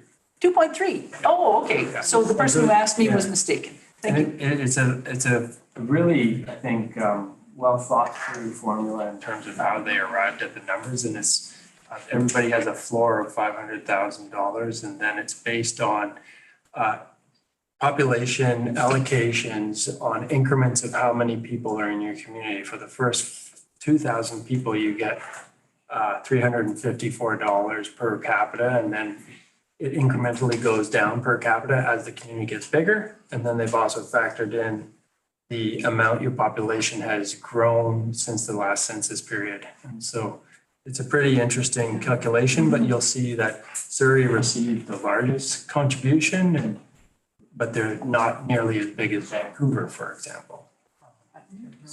But their growth rate in Surrey has been tremendous, so that's why they got that. Thank you. That's great. It wasn't a very one specific question. It was just sort of a how do these things work question. Thank you very much. And then my other question is just, I was looking at the full-time equivalent of Parks and Environment going down. And but I think you explained that by the bylaw portion of it coming out. Is that what's happening? A couple of things have happened. What we've done is we've actually filled that position. It was an internal vacant, it was filled by an internal candidate. And then it was that backfilled position that we didn't fill. That position was a 0.8. So so there's a little bit of additional FTE coming from the change from the 0.8 up to a 1. But what we have done, because we recognize that that's a skill set that is probably going to take some more time to develop and regain with the loss of that manager, what we have done is we've put in some additional money in the professional services side. So in case we have to go out and get some kind of professional assessment report that we don't have the in-house expertise to do. So we want to make sure that that's not a gap. Thank you. Yeah. Okay, thank you. Best. Any other comments, questions, or discussion? Seeing none, the recommendation is that council direct staff to send the draft 2023-2027 five-year financial plan for public consultation. So moved by Councillor Wake, seconded by Councillor Fast. Any discussion on the motion? Seeing none, I'll call the question. All in favor, raise your hand, say aye. Aye. Aye. All opposed? None? Carries unanimously. Currently unmuted. Mute my. Moving on to item 9.2, request for reconsideration of DVP 20. And thank you, Ms. Wesson. That is an incredible amount of work, and I know that you've been working the midnight away. So thank you for putting that together. Request for reconsideration of development variance permit 2022-0328, 1308 Crest. Daniel Martin, Manager of Planning and Development.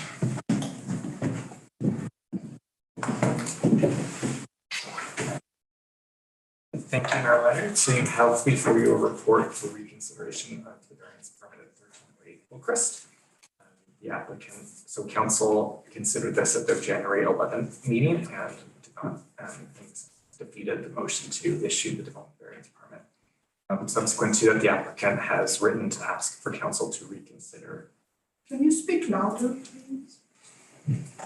Yes. The applicant has written to council to ask to reconsider that rejection.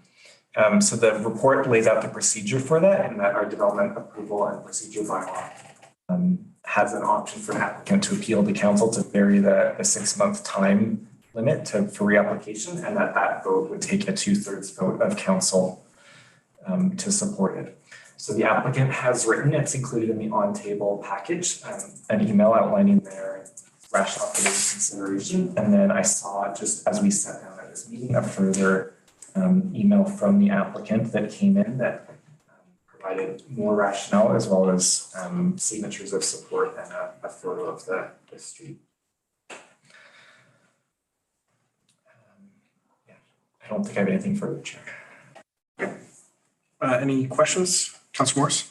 You've got two choices of actions in the report, but only one in the recommendation. So you're just recommending that we receive it for information. That's what's on our agenda package. Yes. So that's correct, I guess. So the other is just exactly what would they have to put into like 5.33 says submit in writing a detailed statement as to why the time limit should be waived. So what would be what sort of things would be covered off to waive the time limit? Is it that there was misinformation or undue hardship or any sort of experience from other communities as to? No, I mean, yeah, so the applicant provided their statement in writing that's in the on-table package as to why they believe it should be reconsidered. I would say probably in general, it's not something that I'm willing to sort of gatekeep. It's like they've submitted a statement in writing why they wish it to be reconsidered, and I'm presenting that to council to consider. I guess my question is, what they've submitted is why it should be reconsidered. Yet 5.33 seems to imply they have to give us a letter as to why the time limit should be varied. And then they make the submission on reconsideration. If I'm understanding the legislation correctly, that's what I was trying to clarify. I mean, all that said, I'm quite happy to reconsider their DVP, because I think there was some misinformation and misunderstanding of existing and possible roads that could even ever be built in the package that we saw. But I don't know that misinformation is a reason for changing the time limit. So that's what I'm mulling over in my mind.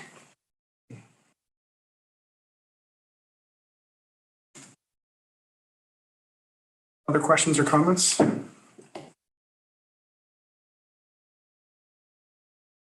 Is there a disposition from council on this item?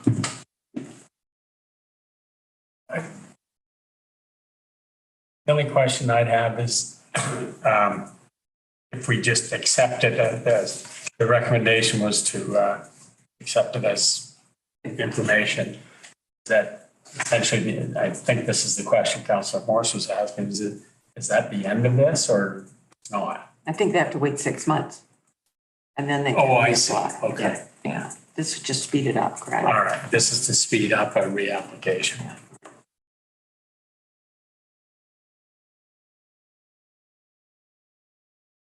I'm the property owner, and there had been a couple of questions that council had asked, which I felt had not been answered, and unfortunately at the time we were not able to be present, which is why I had asked for this meet, to be able to kind of address some of the questions that had come up, because although he presented on our behalf, not all the information or avenues have been explored. Okay. So right now, this being a meeting of council, we do have the staff report in front of us. We have the letters in front of us. So procedurally, the way we could proceed would be either as the manager of planning has indicated to receive the report and let the clock begin to run on the timeline for reconsideration. Is that correct, Mr. Martin? Okay. Or if council wishes, there could be a motion to waive that reconsideration that would need a 2/3 vote, and then the DVP would be reconsidered again. That's correct, right, Mr. Martin? Correct, in that it would allow the applicant to apply again. Yes. For a new DVP that would be introduced and considered by council. Yes, right. And then at that point, that would be the period to look for questions and further clarification and alignment with everything from short-term rental policy to transportation plans, et cetera, that came up in the last consideration.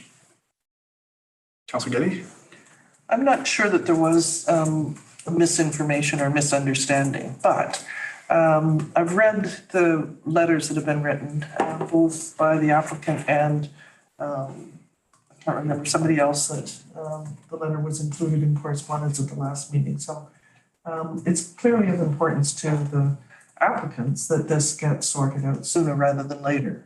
I'm not sure what the result would be, but I don't think it is that 6 months is of any critical time frame for us. So if it is for the applicant, then I'm prepared to put the motion on the second option on the floor for, see if we can get the. There's a second.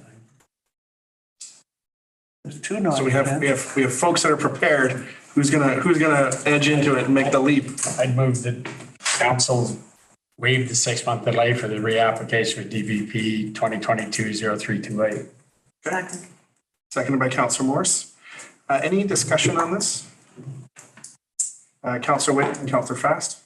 So I just want to be clear that this is in no way granting any comment really on whether the approval will be granted next time around. Because I feel like it could send that signal, and that it's very clear in the report that that's not the case. Thank you, Councillor Witt. Councillor Fast? Thank you. I'll be voting against this motion unless people can persuade me, partly because I'm not convinced that there was misinformation in the previous time we looked at it, and partly because I think we've got so many things on our workload and our agendas. I don't want to be reconsidering things within a few months of having made a decision. I think that's an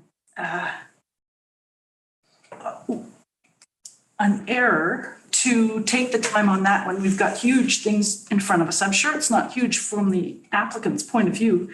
I'm sure it is huge for them. But I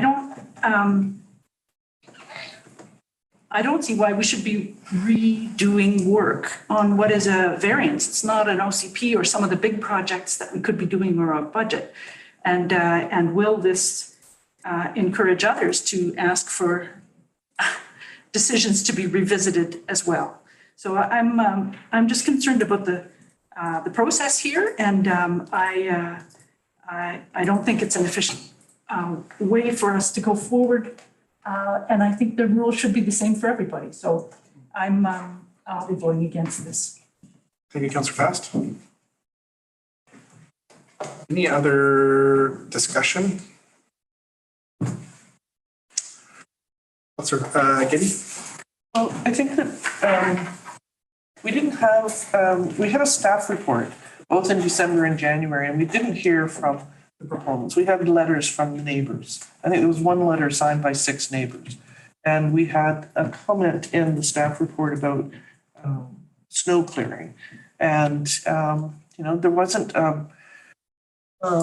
a delegation, there wasn't any public comment, and it was after the fact. So whether that's, whatever the process,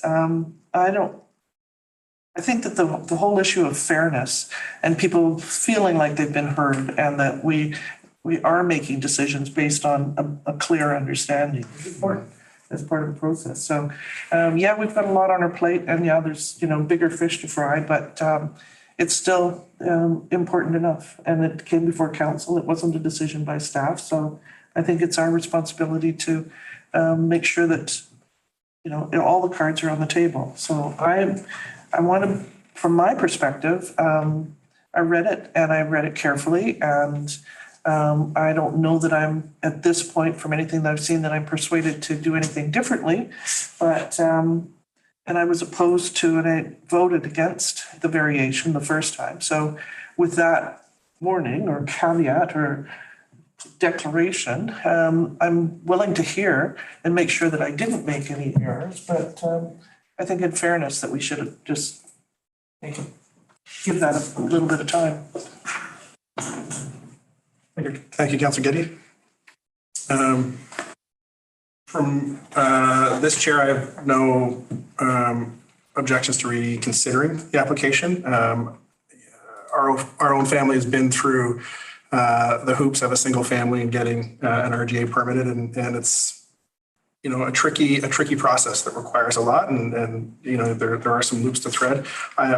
Like Councillor Giddy, I'm not sure if it'll substantially change the outcome, but given that the proponent, the applicant, is here and has more information to share, has seen the deliberations of council, and has the ability to address some of the concerns I had, I'm completely willing to hear that application again and have it come in again and have it come before council.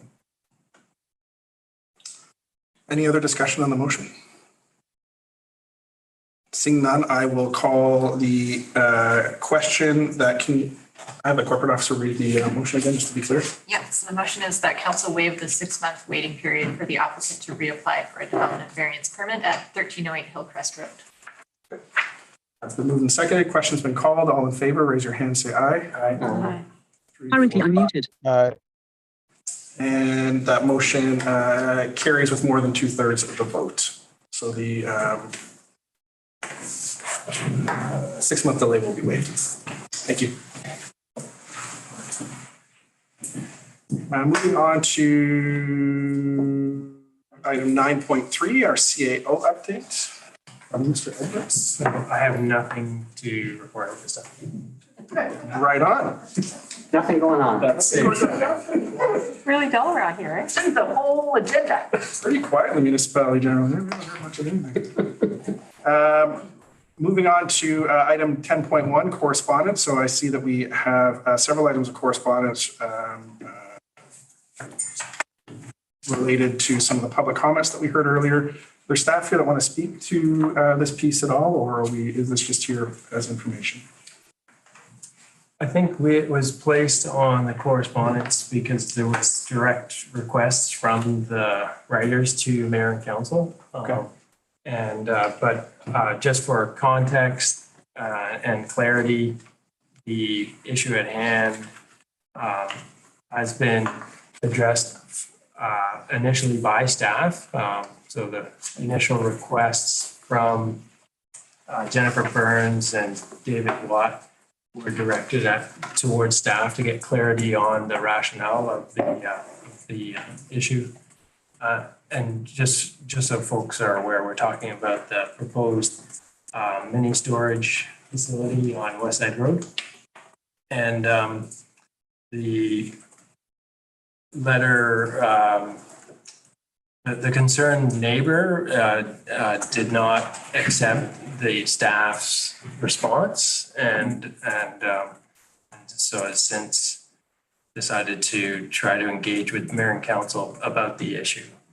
It is, from my perspective as a CAO, it's pretty clear to me that it's an allowable use in the land use bylaw, and that the request before us is a staff level decision. And that the applicant has been going through the proper process of securing the necessary permits to advance the proposed works.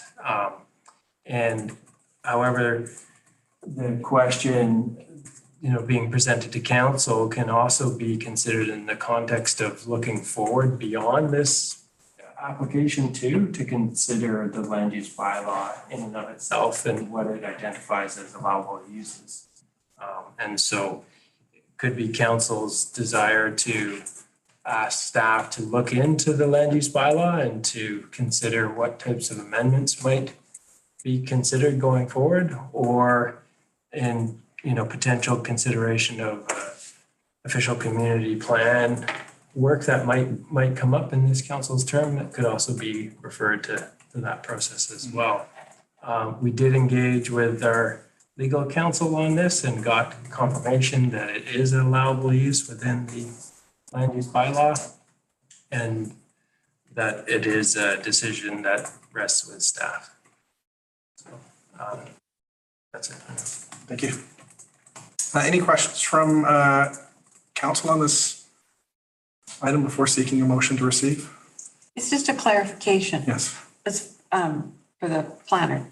The application is for a development permit, which I understand is for a watershed development permit because they're in a watershed or stream setbacks. And that's the only issue that's being considered by the development permit, is building within the setbacks of a stream or within that distance. That's the only reason why they're applying for development. Through the chair, yes, it's within the watershed, so not within a stream setback, but the watershed. Thank you. Councilor Getty? I can't find it now, but I thought there was something in this correspondence in terms of how, I guess the opponents to this could ask for council to reconsider. Is that what you're referring to in terms of the land use bylaw consideration, or just this decision making? I think, through the chair, I think the opponents to this proposal are asking council to intervene. From a legal standpoint, there is little opportunity for council to intervene. From a legal standpoint, if council were to intervene, the applicant for the DBT, or the proposed business, DP, sorry, could also then take issue with that council intervention because it is an allowable use within our land use bylaw. So for the opponent, there could seek a judicial review from the BC courts, or they could seek an injunction on a decision that is advanced by the municipality. I'm not sure if that answers your question. So then it seems to be that what needs to be sorted out is what's raised in the arguments is whether this is a mini storage or a larger operation. Right, and through the chair, I think this starts to get into very detailed nuances and the definitions that we have in terms of what constitutes a mini storage or commercial industrial warehouse, in my view, is different. And what's being proposed is a mini storage, and mini storage is defined by floor area or the size of the containers that are being used as the mini storage, whereas commercial and or industrial warehouse is not constrained by size in in that regard. It could be a much larger facility, and each individual storage unit is constrained to, I believe it's a 30 square meter restriction for the mini storage. And so in my view of the definitions, it's pretty clear that this is a mini storage facility.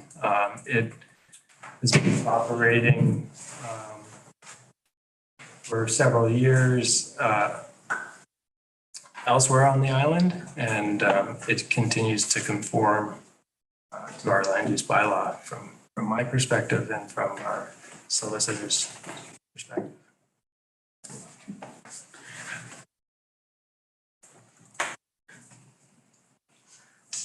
Any further questions? What are the available next steps? So again, the available next steps are for council to direct staff to explore whether or not this proposed use in the land use bylaw is the intention of how it currently exists. And that could be done immediately or be tagged to a future initiative if council were to explore the official community plan. Alternative is for the opponent to seek a judicial review of a decision that's made by the municipality, to take the municipality to court, that is. And third would be for the opponents to also take the municipality to court, but seeking an injunction from a judge, from the courts to a decision that was made by the municipality. Or fourth, to engage with the neighbor and try to seek a remedy in a good neighbor fashion, and resolve it in that manner. Councilor Morris? So we've got a situation, and staff has interpreted and our lawyer has interpreted that the mini storage operation as proposed, similar to the one that's already running on Sunset, is quite a legal use in that area. The DP that they have applied for is because the particular area is in the watershed or stream development permit area. That has nothing to do, it could be for building a house, a shed, or whatever. It's the fact that there's any construction or structures going in that watershed area. That's why the DP. Correct. So as far as I'm concerned, council should receive the correspondence, and that's it. Okay. That's fast. Yeah, thank you. I see that the official community plan, the most latest version, is quoted in the letters from the in the correspondence part of our agenda here, Dave Watt and Jennifer Burns. And when the official community plan is updated, that's a good time to review your land use bylaw, and depending on all the tasks that are in front of the council of the day. For whatever reason, the council since that time have not made changes around mini storage, which I've always understood to be a sort of home occupational use. And if I remember correctly, back in the day, it was talked about as something quiet, fairly quiet.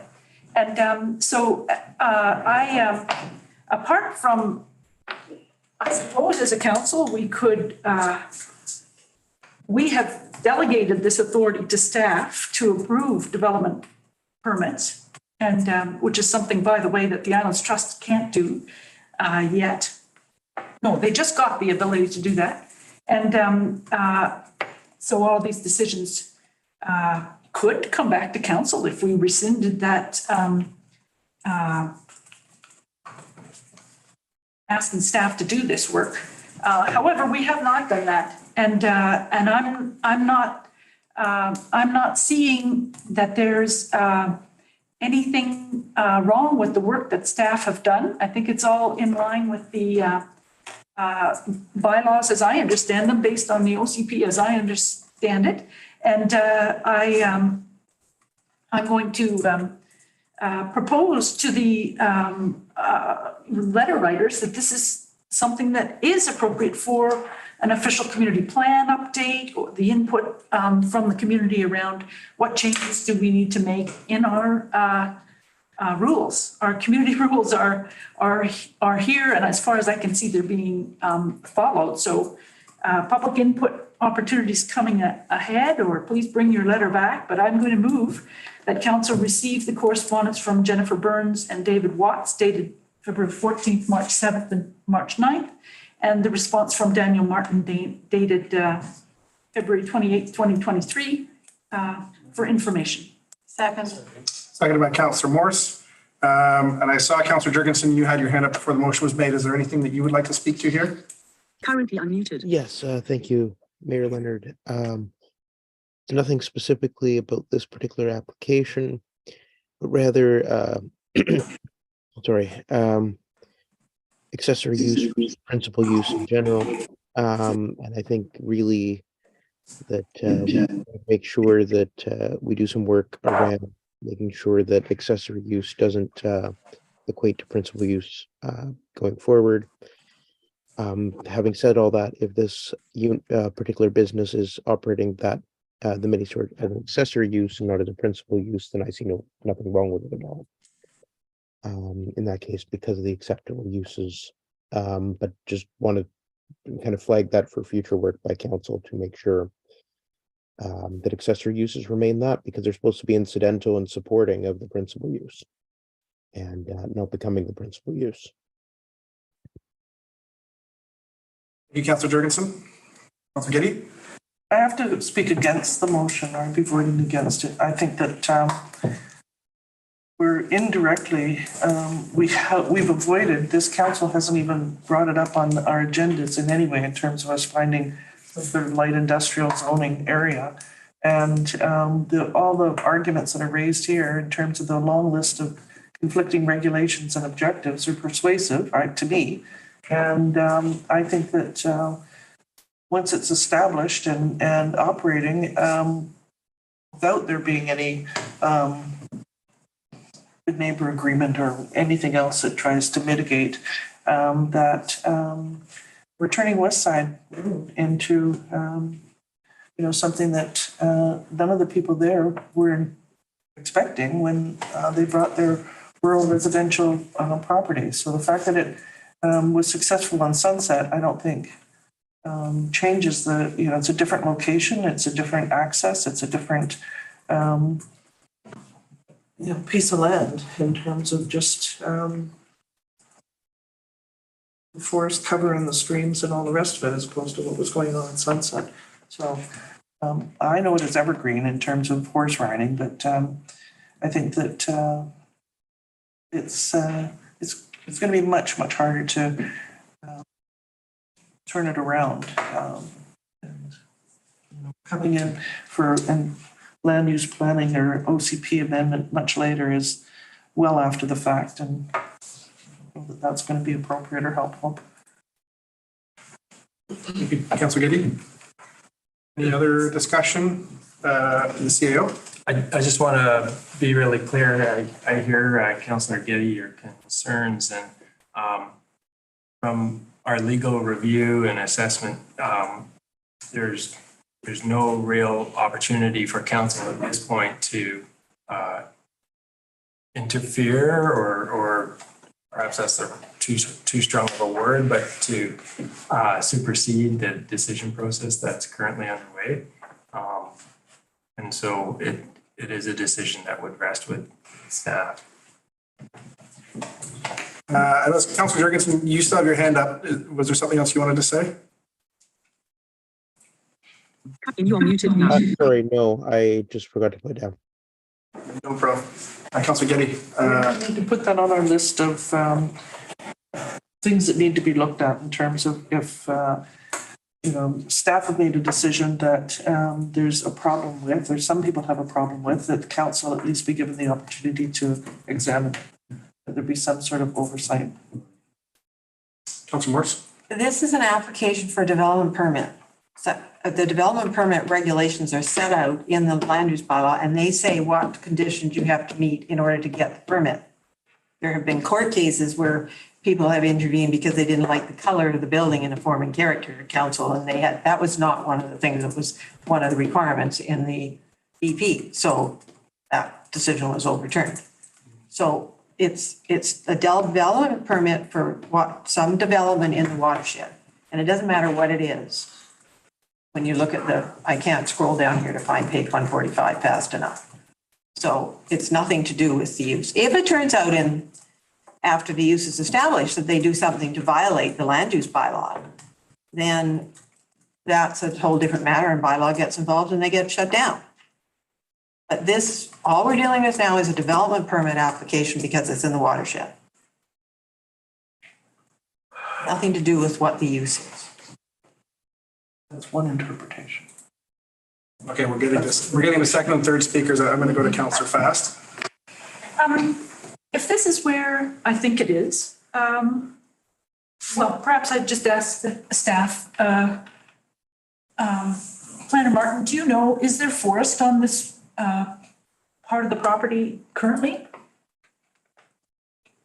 It might not be you that's working on it. Through the chair, do you mean the property as a whole or the site of the mini storage The development? site of the mini storage. No, it's a cleared area. Thank you.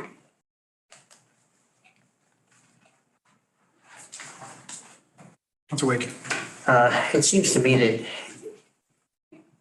that either approach, whether the opponents seek some kind of judicial review or we try to do something, down the road with the land use bylaw, either one of those things is not going to happen anytime soon and it's not going to bring resolution. And I think that the best way to bring resolution to this would be through something like a good neighbor agreement whereby once it's actually operating and has operated for a few months, some of the assumptions that have been made which were brought to our attention tonight about noise, about frequency of access, noise from vehicles. Once those can actually be measured and understood, maybe there's a compromise that can be struck. I'll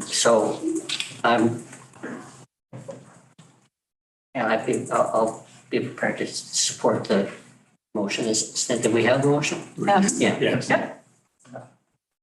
Councillor Saunders? I'm not sure we're not sure that, like, I understand what, through the chair, I understand what Councillor Wake's trying to get at, but either the development permit is approved or it's not. And what happens down the road, as Councillor Morris said, is, well, if they abide by all the proper rules, then they've abided by them.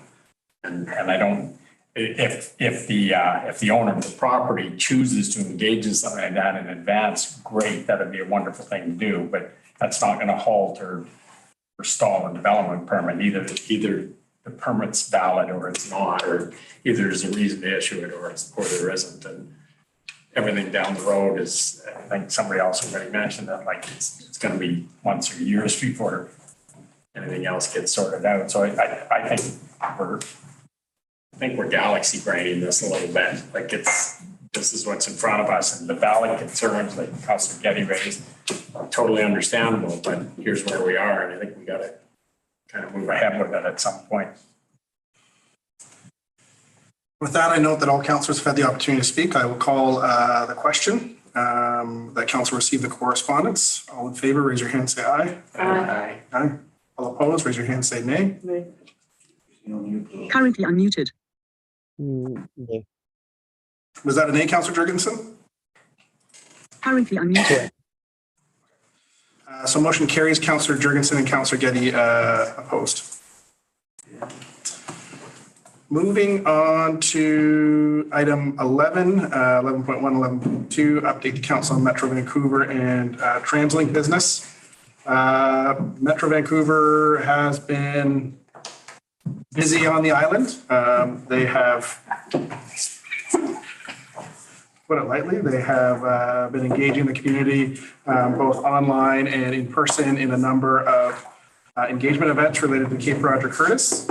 My understanding is that next month, that the summary of those engagement events and the summary of all of their questionnaires and whatnot will be presented either or both of the Regional Parks Committee at Metro Vancouver as well as the Metro Vancouver Board. And I would anticipate that Bowen Island would receive a copy of their engagement summary as well to let us know what they've taken up in the community. It's important to note, as I'll note all the time, that the Metro Vancouver engagement process, which just concluded their phase 1 of engagement and will lead into phase 2 of actual design, is decoupled from Bowen Island Municipality's rezoning process. So our rezoning is moving along at a separate track.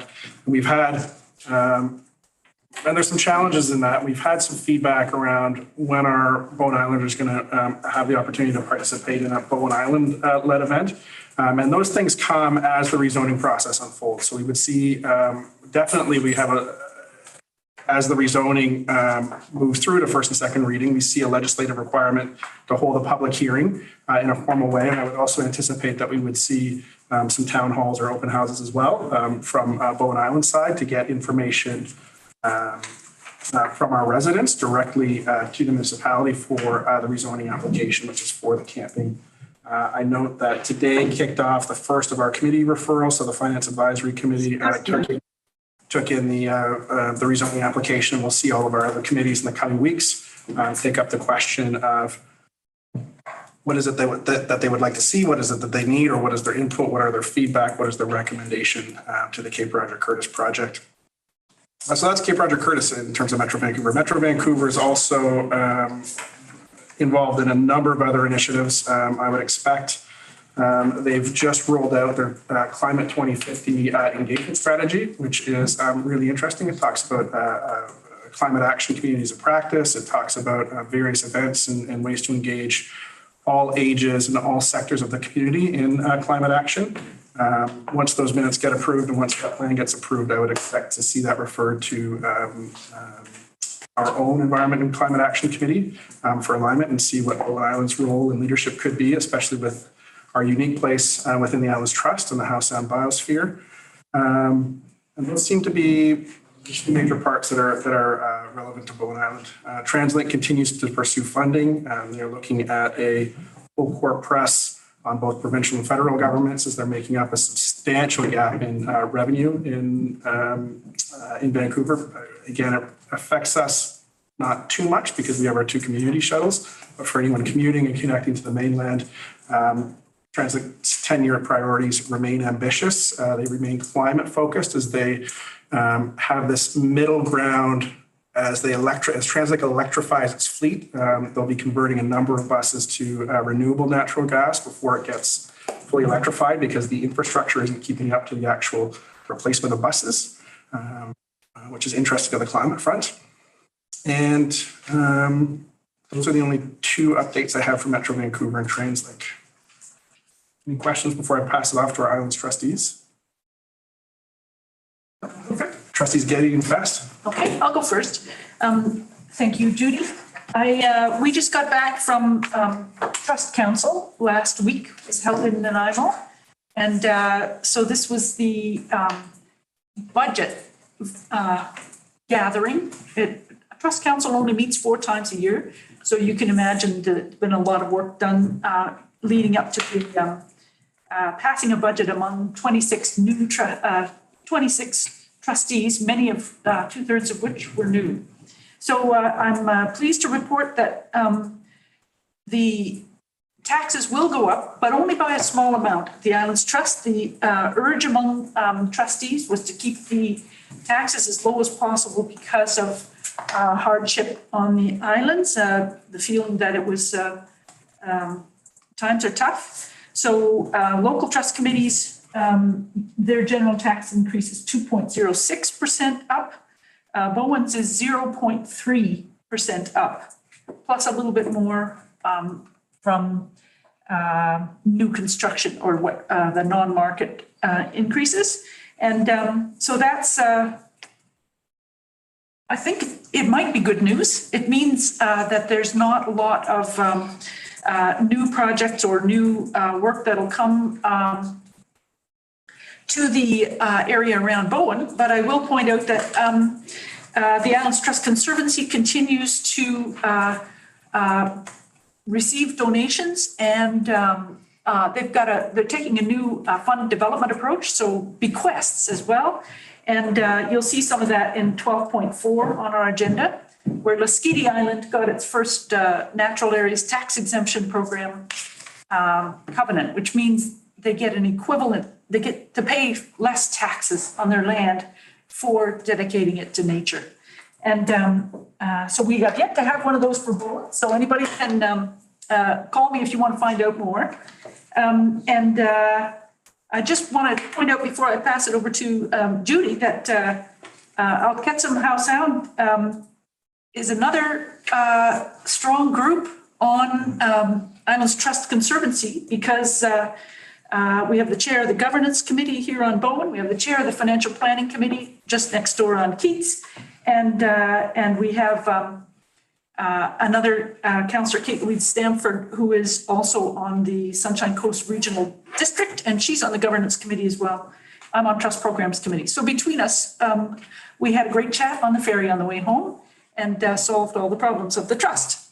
But that's just a beginning. And I hope that we can soon get Islands Trust staff over here, or somehow arrange a meeting for this new trust council, for this new Bowen Council to meet with the Trust Council and begin a process of collaboration. Over to you, Judy.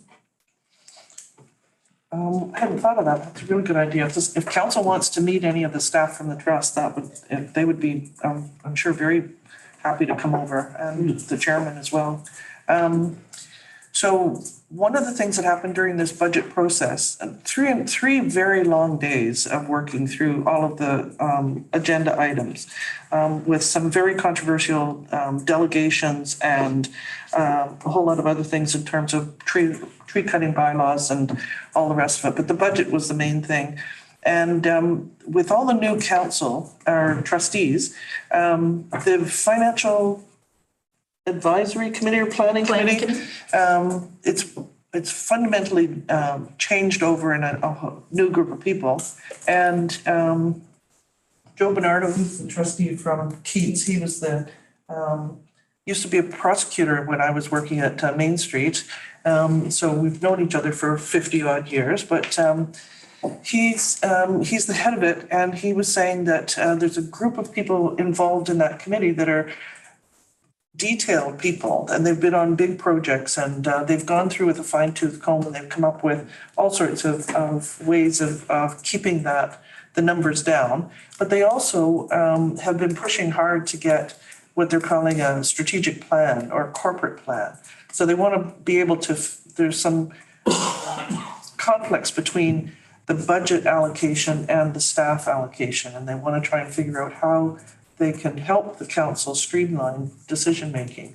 And I'm not sure, but it might be something that can translate into some of the problems. I'm not sure if we've got the same sorts of problems in terms of a lot of staff overtime, but when staff get spread too thin, then nothing really happens very well. So they're trying to figure out how to match the overtime, cut the overtime down, and just have the budget items. So it was a very interesting discussion. It's a really good group, and everybody, all the staff are commenting in terms of record number of votes that were all in favor, and that everybody seems to be polite and getting along, and they're quite looking forward to working with us. So it's going well. Thank you, trustees. Report is appreciated. Moving on to, any questions for our Islands trustees? Any questions about downtown Nanaimo? Moving on to item 13, question period. So question period is an opportunity for members of the public to request clarification or ask follow-up questions relating to an item discussed at the meeting. Do we have anyone online wishing to ask questions, or in the audience wishing to ask questions? Seeing none, we'll move on to item 14, which is adjournment. I'm looking for a motion to adjourn, moved by Councilor Biddy, seconded by Councilor Wake. All in favor, say aye. Opposed, carries unanimously. Currently. Thank you very much, Council.